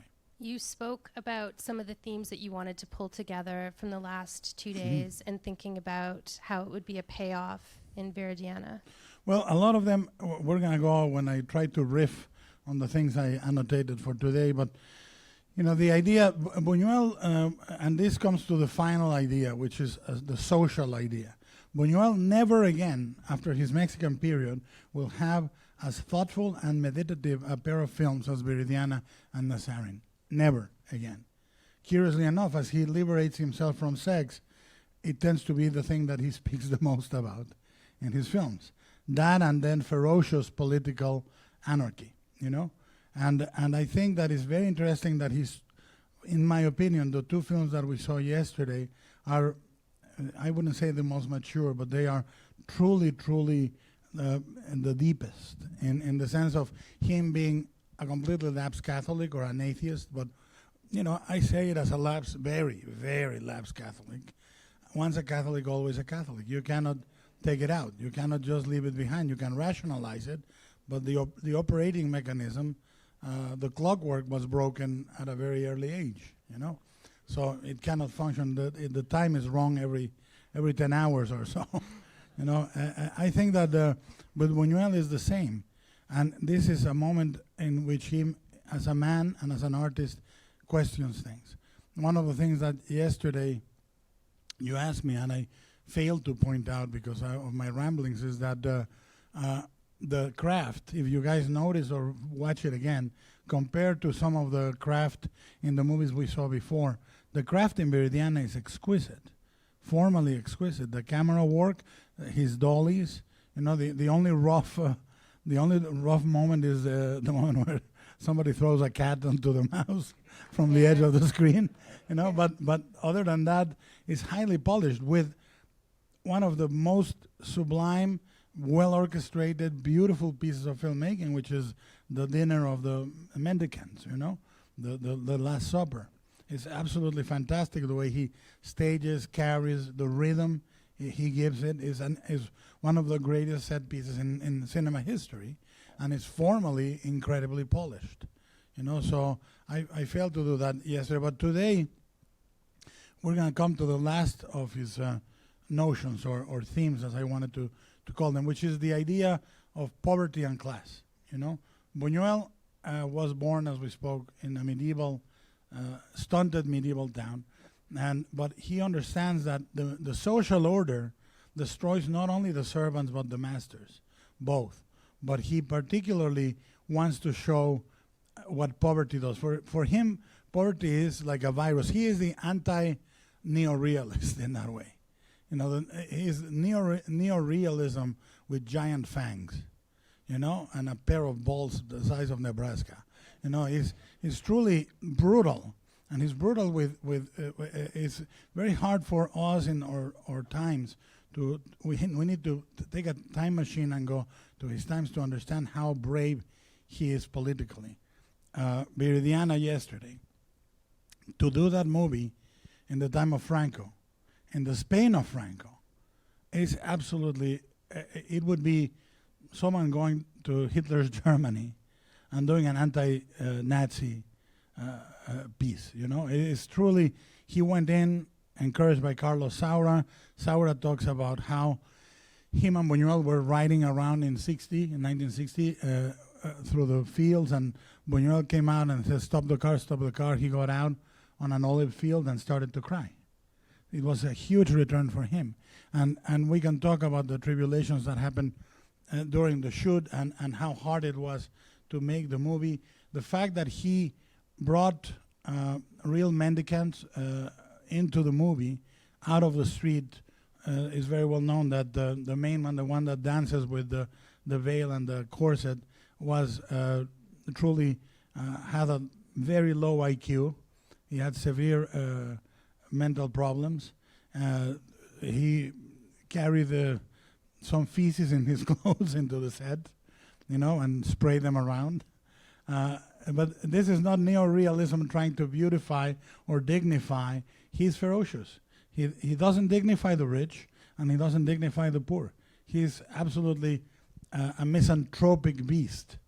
And what we're going to see today, I think Buñuel treats poverty almost like a curse or a virus or a sin, something that comes, an original sin, you know, something that is absolutely soul destroying. You know, in the same way that he shows rich wealth as soul eroding, he shows poverty as equally crushing in reverse. And it's important, if you notice in the movies that we already saw, the relationship between servant and master requires equal submission from the master as from the servant. You know, they are completely codependent. And today we're going to go, it's going to be quite illustrative to see Los Olvidados, because he's not it could have been a Dickensian movie. As I said, it has an episode straight out of Oliver Twist, when the boy is given money by a well-intentioned, altruistic, completely foolish, in a Nazarene Viridiana way, idealist that says, I trust him, he'll come back, you know. But this is Dickens gone very wrong. You know, he does not, little Nellie doesn't come back. This is truly, truly the bleakest of the houses that you're going to see. And we're going to see also the evolution of characters that he is particularly pitiless with, like the blind character. You know, he hates the blind. He said in an interview, the deaf hate the blind. You know, and they are loathsome. You know, and you see the blind characters evolve in his movies the last couple of days. And today we have one of perhaps his most repulsive blind character. You know, and I think he's trying to say at the same time, no one is much better for someone to deserve or hatred than or pity. You know, there's nothing more debasing than pity. You know, when you pity someone, you truly reduce that person to a non-human state. Which is a theme that we saw in the various films from the first two nights. Let's open it up for, hopefully we can get 3 questions in before we... Depends on my answers. Before we set it up. So where's the flashing light? Is the first question? Oh, whomever.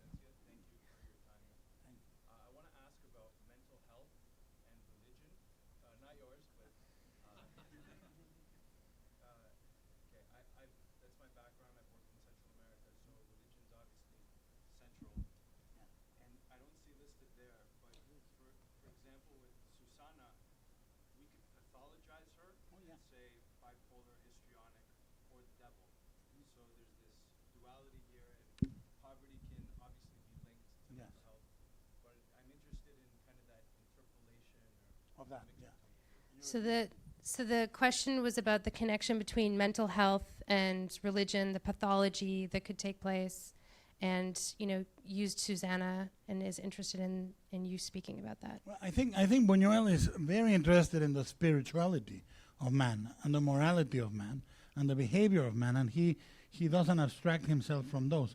What he is completely horrified by is organized religion, which is a very different matter. You can be a very spiritual person, but hate organized religion, which I do.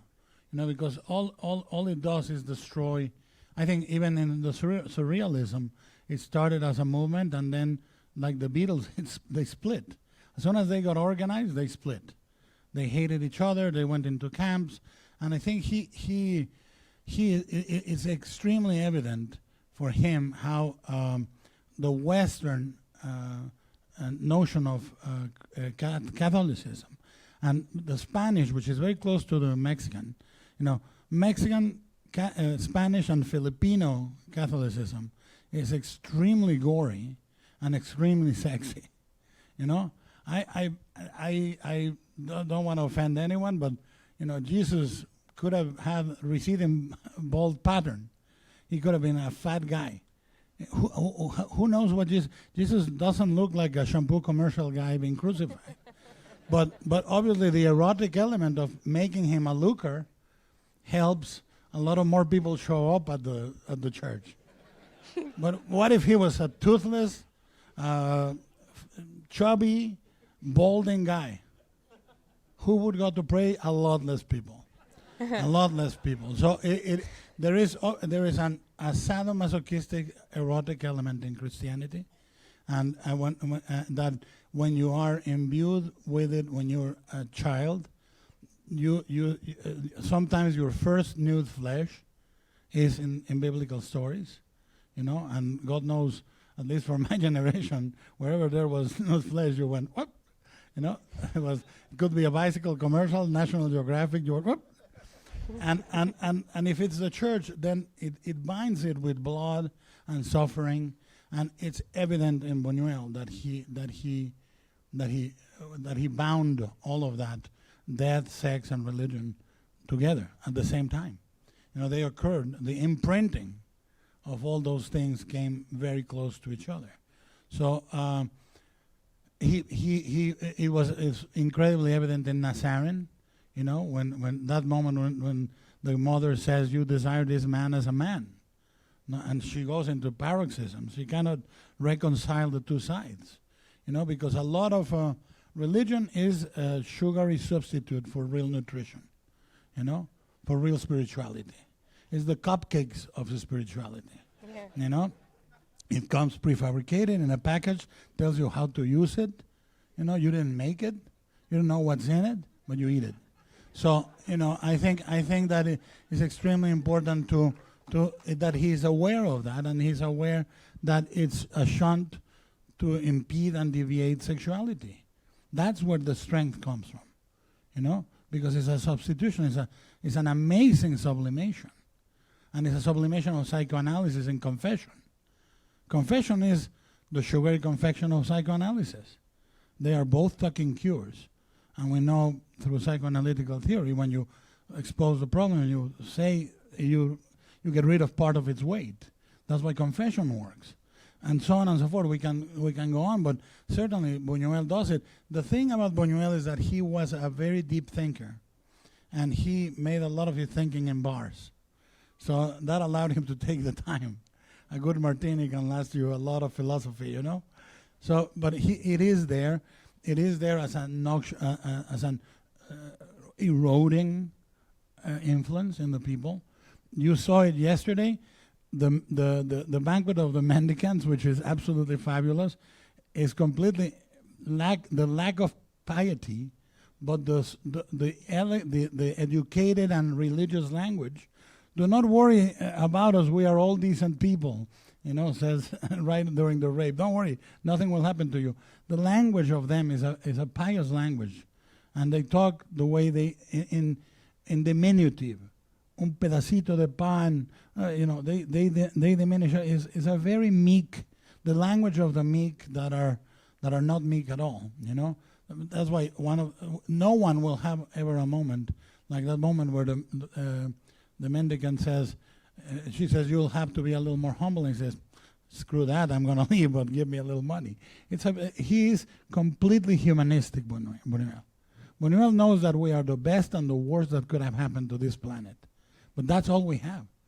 All we have is each other. And the final act of Viridiana knocking on the door of the cousin and accepting el tute and the cousin and maybe a little menage a trois, instead of her life from the beginning of the movie, where she expressly says, "I don't want to know anything about the world." She verbalizes what was wrong with Nazarene. So it is there, and it is here, and I'll try to go into that. But it's sublimation. The knife that comes out of the cross, you know. A phallic symbol is a phallic symbol is a phallic symbol, right? And so many other things. What is the violence hidden in the religion? There's so many things that we can read. Buñuel negated the interpretation of his symbols. That doesn't mean he didn't work with them. There is a difference. Surrealism as a breeding influence on him told him the key to surrealism was impede any logic in your generation of images. If it's narrative or influenced by anything that you can rationalize, shun the image. Do not take it. So he does that. And he really is very smart at trying not to verbalize it, because for him it would have been devastating. In the way that somewhat was devastating to Hitchcock to articulate his entire theory to Truffaut. It crystallized it, but at the same time, he knew too much about himself at the end of that interview. You know, making a movie is involuntarily appearing naked on stage dancing. And the audience goes, "Boo! Your ass is too fat. Your legs are too wobbly," whatever. But you appeared. When you know too much about yourself, you're so self-conscious. And then you start covering, screw it. You have to do it blatantly. And Buñuel didn't want to have any pact with the audience. This is what you can expect from me. Hitchcock did that pact with Truffaut and made it public, and I think it impeded him until Frenzy, where he said, screw this, and came out naked in the stage, dancing full tilt. You know? I don't know if you answered the question. That one.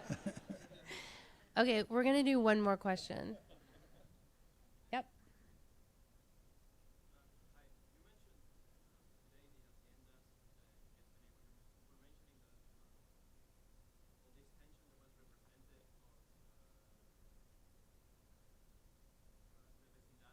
Yes.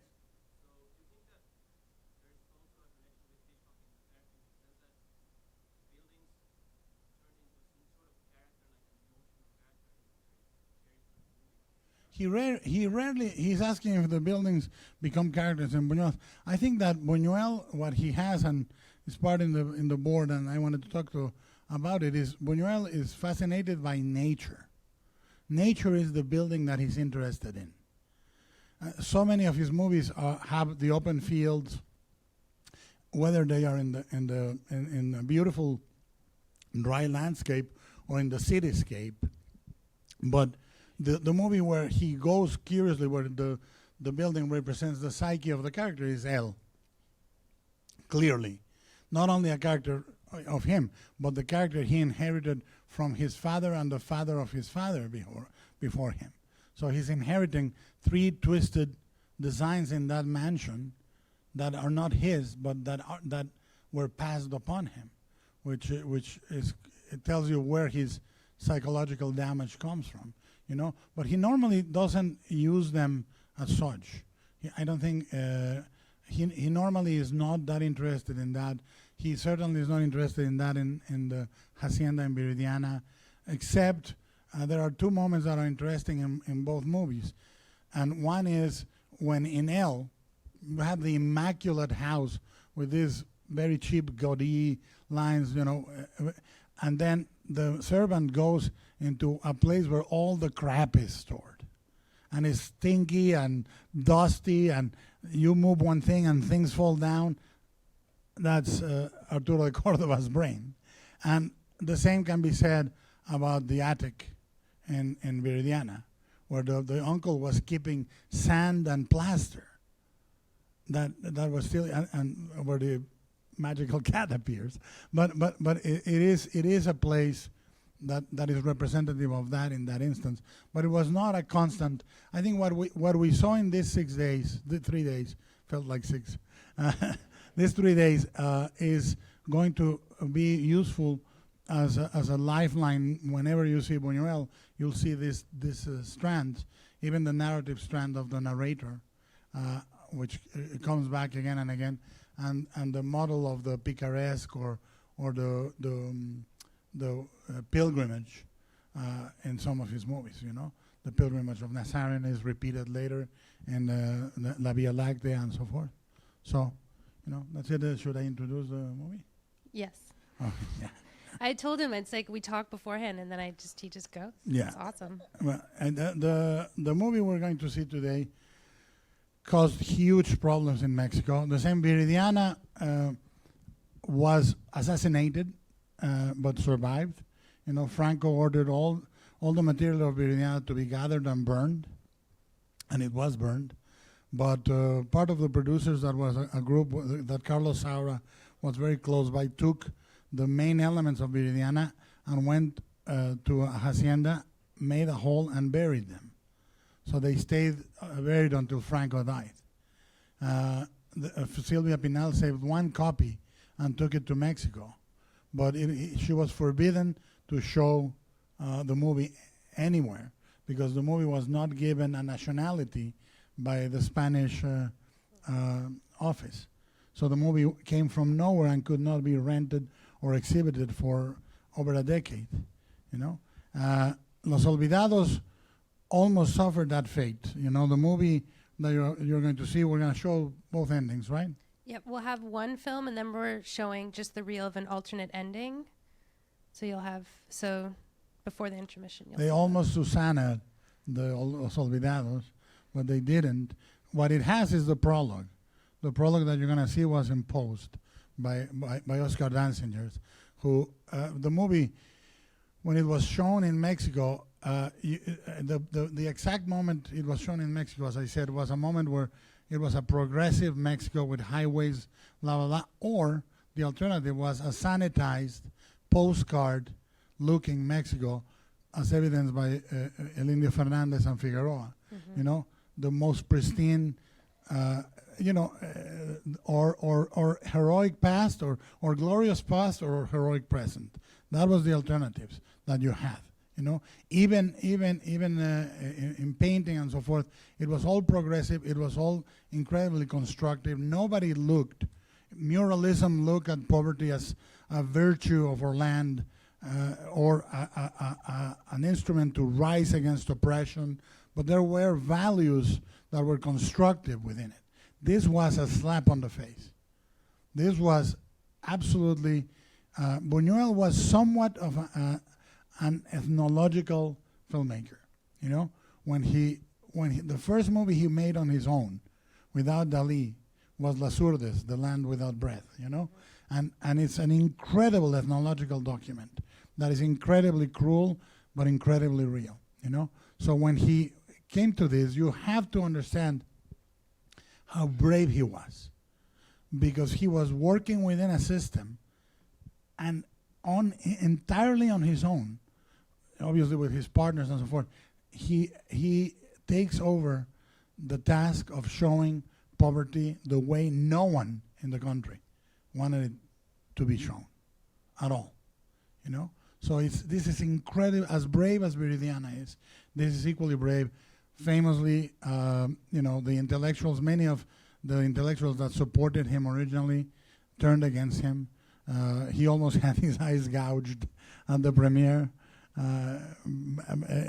He was attacked. He was attacked again when he went to Viridiana, to the Viridiana. He was attacked in Mexican newspapers. You know, this was a movie that made his life incredibly hard until it triumphed at Cannes. So that's when his fortune changes completely. And this is, I think that Borges has a saying that he says, no masterpiece can be calculated. You know, and I think that it is the works that most of the time bring most misery are the most worth doing. You know, this is not the Catholic in me talking. I just think it truly is when you are alone and there is no map to where you're going, you're probably going to someplace worthy, or you're gonna die. Today, a place worthy. So on that note, we'll look at it and then we'll talk about it. Yeah. All right, thank you guys. Oh my God, this is a lot. Well, the important thing about the movie, one of the themes that we can start rounding up is Buñuel was asked how he felt about animals. Yeah. And he said, I love animals much more than I love men. You know, I love animals because they are innocent. They are, even when they're eating someone, they are eating because they're hungry. There's no evil, you know.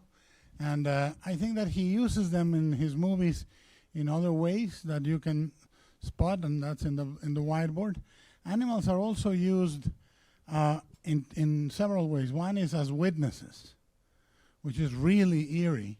In his movies, suddenly you turn and an animal is looking at you, a chicken or a donkey with with meche, and it's almost the confrontation of what's natural and your acts. You know, is the purest witness. Animals are also used as symbols, and some of them, I think it would be reading too much to read them as biblical symbols with the apostles and so forth. So I won't go there, but there is a possibility, and the other possibility is that he uses them symbolically as omens. Or if you saw in Viridiana, a giant black bull entered my room through the cupboard. You know, this is such a surreal but also powerful image of impending doom. Yeah. Then in Viridiana, in Nazarin, they said, yes, the two vultures is good luck, 3 vultures is bad luck. I saw three coyotes, and that's why, they talk about them. And same in Susanna. Yeah. When she said, you remember I saw those dogs. So they use people talk about the animals in a mythical sense also. And today, I think what saves the movie from being purely a neo-realist movie, and there's nothing wrong with neo-realism, I love it. Yeah. It's simply the fact that Buñuel, all of a sudden in the middle, does 2 things that are uniquely his. Enormous cruelty to the innocent, and flights of fancy of images. About the dream, Buñuel often joked, he said, if a movie comes out a little short, I shoot a dream. Said, but it's true that it was an element that came natural to him, because Chien Andalou is a dream. And in this instance, the symbols, and this is a movie, when I was a kid, I saw this movie when I was about 14, and I saw it in the Anglo-Mexican Institute of Culture in a cinema club, something that is now extinct, but this is for me a cinema club, and it was projected on a sheet with a 16mm projector, and I came out of that to take the bus, and I came out and my life had changed. This movie and Taxi Driver both made me realize that film was art. That was art that would affect me in a way that was not, I was not able to put in words. And the fact that this was a Mexican film, that was spoken in my language, that I could see my city or my country, affected me like no, because I had seen only Mexican melodramas and Mexican comedies that always had a satisfactory ending. But Buñuel bringing images that are, the word in Spanish, I don't know if it's the same in English, ineffable, inapprehensible images. The fact that he juxtaposes the skeletal building and construction with the small figures that look almost rural, the train goes behind the bricks. The urban progress is so close. The highway goes above the shacks. I couldn't put it in words. I was overwhelmed, like I got the Stendhal syndrome. I was like apoplectic in the floor, and it's because no one had shown me my country this way. So you'd mentioned before how it's drastically different from neorealism. You're talking about the locations, you're talking about the animals. What about Symbolism, what about children? What about the way children are portrayed? Well, I think that what happened is neorealism still has a seed of hope, or still has, sometimes the devices are still melodramatic. They still tug at your heartstrings. Umberto D or Shushan, amazing movies. Even the children are watching us as a very different ending. It has, yeah. This is a brutal way of showing the children. There is no innocence. There is no innocence. The only innocent character, which is Small Eyes, Hitos, he is a character that then literally walks into the darkness at the end. You don't know what's going to happen to him. Meche helps dispose the body of this friend to her, yeah. And I think it's, obviously, it hasn't gotten better in Mexico or anywhere else. I think that it was a document that was shown around the world after the success in Cannes. It was recuperated in Mexico. Now, its fortune didn't change that much, because Buñuel kept going back to the producers that he had lost money for. Barbachano with Nazarin, when I was talking to Barbachano, he said Buñuel was the most efficient, the most precise director I ever worked with. You saw this movie was shot in 18 days. Elle was 3 weeks. It's insane to know this. For me, I want to go and grab and whip myself a crown of thorns like Viridiana, you know. But We'll just take it and throw it in the fire. yes. But Barbacciano said to me, I also lost a lot of money. They did. That was the bottom line. Oscar Danzinger's, whom he worked again and again and again, he also lost money, and they stopped producing him. When Silvia Pinal goes to him to try to make a movie together, Buñuel shops Tristana, which was already written, Tristana with Silvia Pinal, and they couldn't raise the money. So he raised it for Viridiana later. You know, so his fortune did not change. And I think this is, a lot of people say, when you're very young, you say, I will not sell out. You don't know until someone's trying to buy you. Yeah. You know, then you can tell me that story. You know, and if you remain true to you, to who you are, when the money was there and the fame was there and you said, screw this, then you can talk. And Buñuel truly did that. You know, he truly, the fact that his life did not get easier, the fact that he didn't do 50 films and none of them was a huge budget, you know, he knew instinctively, and this is probably a little of the Catholic in him still, that modesty was good for the soul, you know. You mentioned Dickens, and you mentioned the through line of Dickens, and that image of the store shop, of the man trying to solicit Pedro, is one of those images similar to the dining room scene in Viridiana that stuck with me over the years. Can you talk about that scene, or maybe throw it aside and talk about some of the Dickens? This is where I triangulate very crazy, because the more you read and the more you watch, the more you find correlations. Yeah. I think our culture is a big mass of connections, and you know, Dickens influenced both Hitchcock and Buñuel. Hitchcock certainly, you know, in the same way that Hitchcock was influenced by Gothic romance, you know. I think that Dickens is, in my opinion, one of the great structural narrators of stories and character maker. Amazing. I think no one structured quite like him.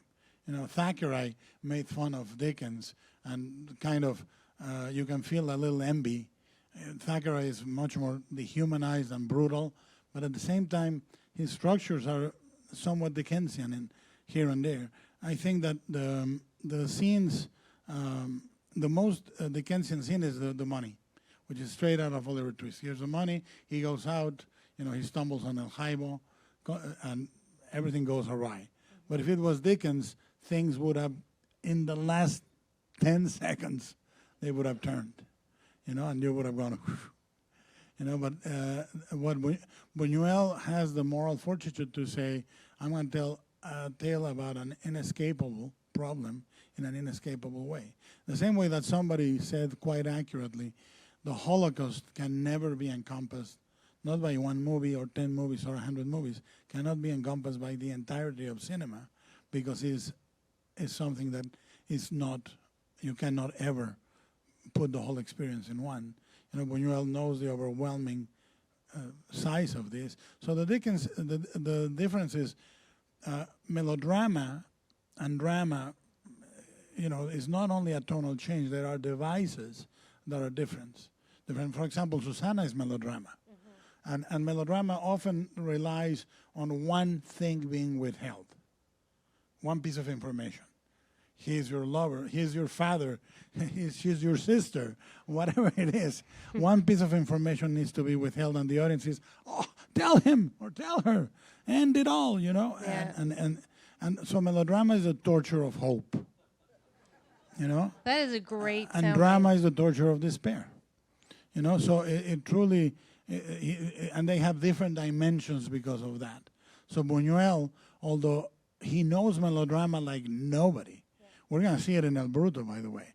Great melodrama. Like Susanna, we're going to end up with a very agile Buñuel, you know, but he refuses to touch those devices here, you know. So you were talking about other driving forces. The first day we were talking about eroticism, and yesterday with charity. And poverty is, you know, relentless in this scene, in driving a lot of the story here. I think Buñuel came from not only a rich family, he came from a very rich family. but he saw also extreme poverty. And again, I think that the artist is simply a person that is awake and is able to articulate what he sees or she sees. You know, we all live under pretenses that allow us to sleep in a world where we shouldn't sleep. And I think the artist really manages to have that awareness. Buñuel, by any other chance, would have been a spoiled kid, rich, gone to good schools, became a lawyer, became a doctor, became something successful at the time, you know, a priest, very likely also. But he became all of that in cinema. I mean, he became, in my opinion, he is one of the greatest moralists of cinema by telling the ultimate thing, which is there are no morals, there are only ethics, you know, and there's laws that are gigantically against you in civilization. The social pact that, you know, when you think of his Robinson Crusoe, which is fantastic, or the young one, you know, he never takes the easy path on these problems. And I think it's very important to know that about him, that he was brave in that way. I'm just looking at this board and thinking Dear Lord. what you want to Well, what do you want to hit before we set up the next film? Well, censorship, you know, I just wanted, because we saw it yesterday and today, Buñuel was able to bypass censorship very easily with his smarts. Yeah. Viridiana, everybody knows the story, but it's worth repeating that the ending was not going to go through. He had two people against him in that ending. Originally, Viridiana went to the cousin's room and just entered, and he closed the door, and it was clear what was happening. Yeah. You know, she was relinquishing to the world. I think that the censorship said no, absolutely no, and Sylvia Pinal, when she read the new ending where he was playing cards, she said, "This you cannot give in like that. You know, this is not good for my character." And little did she know that is the most effective way of showing that, you know, it's the first time in the movie where we hear rock and roll, loud, you know, and also his phrase saying, you know, cousin, the first time I saw you, I knew we'd end up shuffling cards together. And like the phrase in Spanish is much better, because it's to play el tute. You would be playing el tute with me. And el tute is an old Italian game of cards that was played in Spain, but the word el tute is pretty provoking. It sounds like something else. But, you know, the thing that is, another thing that is important is in Buñuel, sexuality is always predatory and consumptive. You know, there is no act of possession that is gentle. You know, and it goes in every way. To the point where literally the lovers consume each other. They bite each other, they bite the ear, they bite the tongue, they bite the mouth, they make each other bleed. You know, it's really a consumptive, very much an entomological almost, a praying mantis-like act. Well, and it ties with your conversation about his focus on insects, and it also the conversation about the power dynamic, how you know, you mentioned about the roles of women being more powerful or playing with what are considered powerful men. Because the funny thing is, and this is something Catherine Deneuve said in an interview. She talked about Buñuel, and she said what he understood is that men in his movies were always pretending to be bigger than they were, like roosters, you know. But women were what they were, you know, and they were pretty powerful, you know. So he's aware of that balance of power. But the consumption is important because I think he understands at an almost anthropological level that and it's not a prudish idea. Is that the act of possession is a violent act, and he sees it like that. You know, that's why his contemplation is always legs and feet. You know, that is most definitely. You know, every filmmaker I certainly include myself in that. You can in the movies you can sense when the filmmaker is getting high on his own supply, you know. And Buñuel definitely liked legs and feet. He was into it. He was not just for this movie. No. Well, I mean, I think we all saw dozens of references Oh, yes. in the last 72 hours Yeah. of, you know, feet being denied, feet being shown when something else, you know, Legs the being plague. bathed with different liquids. Yes. Milk and eggs. Milk and which eggs. is always going back to your diagram right there of life, sex, and death. Yeah, well, that triangle, which then takes us to another thing, that is those three denominators define also in large way the essence of Romanticism, and of course of Gothic romance, as we saw in the other classes. But the curious thing is that Buñuel denies the sublimation of that triangulation. He presents them as three factors that are oppressive and destructive, not liberating, you know, except in the case, I think Viridiana has, the ending is very moving, because, you know, the origin of the name, because it's not the name in the Galdós novel of the protagonist at all. He found the name of Viridiana in a small painting in a church in Mexico City. And it was the painting of a, how do you say it in English? It's a nun, but it's not clerical. It was like a novice, you know, and she was dressed in a white fabric, praying to the cushion with the nails, the hammer, and the crown of thorns, exactly like Viridiana is. Yeah. And the inscription at the bottom of the frame was Saint Viridiana. And he took mental note, took it, and so forth. But he doesn't take the Romanticism. He understands that at the end of the day, Romanticism, as tough as it may be, it offers an escape because its structure is heightened. In Buñuel, the structure is not necessarily heightened. You know, in Buñuel, the structure, especially in his best movies, feels almost inevitable. You know, as opposed to constructed, it feels inevitable. And when he is forced to do something like with melodrama, he just cranks it all the way up, that the fabric, so that the mechanisms of it, either you get it or you don't, and it goes through censorship. Yeah, and when he does it in L, it's because the essence of the guy is melodramatic, is romantic. He is a romantic, the worst fucking kind of romantic you can ever encounter, but he is a romantic. Yeah, he's not great. No, and I think Romanticism is a trap.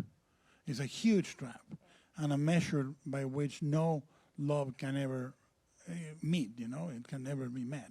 So that's what that means. Oh dear Lord, why did I write so much? You know what? You've hit a lot of this. I particularly like your ridiculous men, powerful women line. It is true. It is true. If you notice, particularly one of my favorite movies of him, which is Tristana, has such a great female character, and Don Lope is so ridiculous. And you see that character repeating itself. We're going to see a variation with another of the Soler brothers in El Bruto. And they when they were together, these two, they were two of my favorite actors to watch as a kid. But you see another incarnation of the wealthy gentleman, and you see again the relation between servant and master, and how it traps both. The most you see it in Exterminating Angel, of course, and in L, the real romantic story is with the servant, with the butler. You know, I think that's his one true love. You know, who's willing to sacrifice anything to put a little towel on his head, and you know, and then Get him tea. And get him tea, and it's really the most faithful relationship he can engage in. So if we were thinking of this final film of setting it up, what are some of the hooks or some of the threads that you would throw? Oh, it will be so evident. I mean, it's not even funny. And now that we've been going through them, and I think Buñuel can never be read comfortably because I think Buñuel is many things. That's why the three threads that I wanted to define, the same way that we saw in the Hitchcock cycles, We saw the adventure Hitchcock with, you can say, 39 Steps and North by Northwest are two versions of the same Hitchcock. You know, you saw the more pessimistic Hitchcock in Shadow of a Doubt or Strangers in a Train or Suspicion, you know. The more glamorous Hitchcock in Vertigo, so on and so forth. Buñuel is basically, he's going to have these three preoccupations. And then there is the basic, the original Buñuel, which is the guy that is going to tell you a series of anecdotes barely threaded together by a theme or simply a movie title, you know, which he did originally in The Golden Age and The Andalusian Dog, and he does again in Discreet Charm of the Bourgeoisie and so on and so forth. So other than that side, these are the three preoccupations that mostly occupy most of Buñuel. When you think servant, master, and you think of Diary of a Chambermaid, that's perfectly reflected there, and all the themes are going to come back: the legs, the feet, the smelling of the boots, the power of the female figure, so on and so forth. So I thought it was very important for me, not in a chauvinistic way, but in a way that hopefully illuminates the importance of his Mexican period, to present to you how Mexico he receives a Buñuel that articulated his sort of little vignette stories that are brilliant in Shannon Deleu and Golden Age and so forth. But when he comes to Mexico, he articulates his three main thematic threads in our country while he's there. And that's why I believe that we become his home. Everyone, please, we're not going to get a chance to thank our master storyteller, our master Oh, no, we will. I'll filmmaker. stay after this. But on stage, please give him a round of applause. Thank you. Thank you. Well, I'm going to say one little thing. Of course, I'll come back with more. We're going to organize the next cycle for next year. But I do this because I love this city. And I love all of you. And when you guys show up, it makes my day. So thank you very much.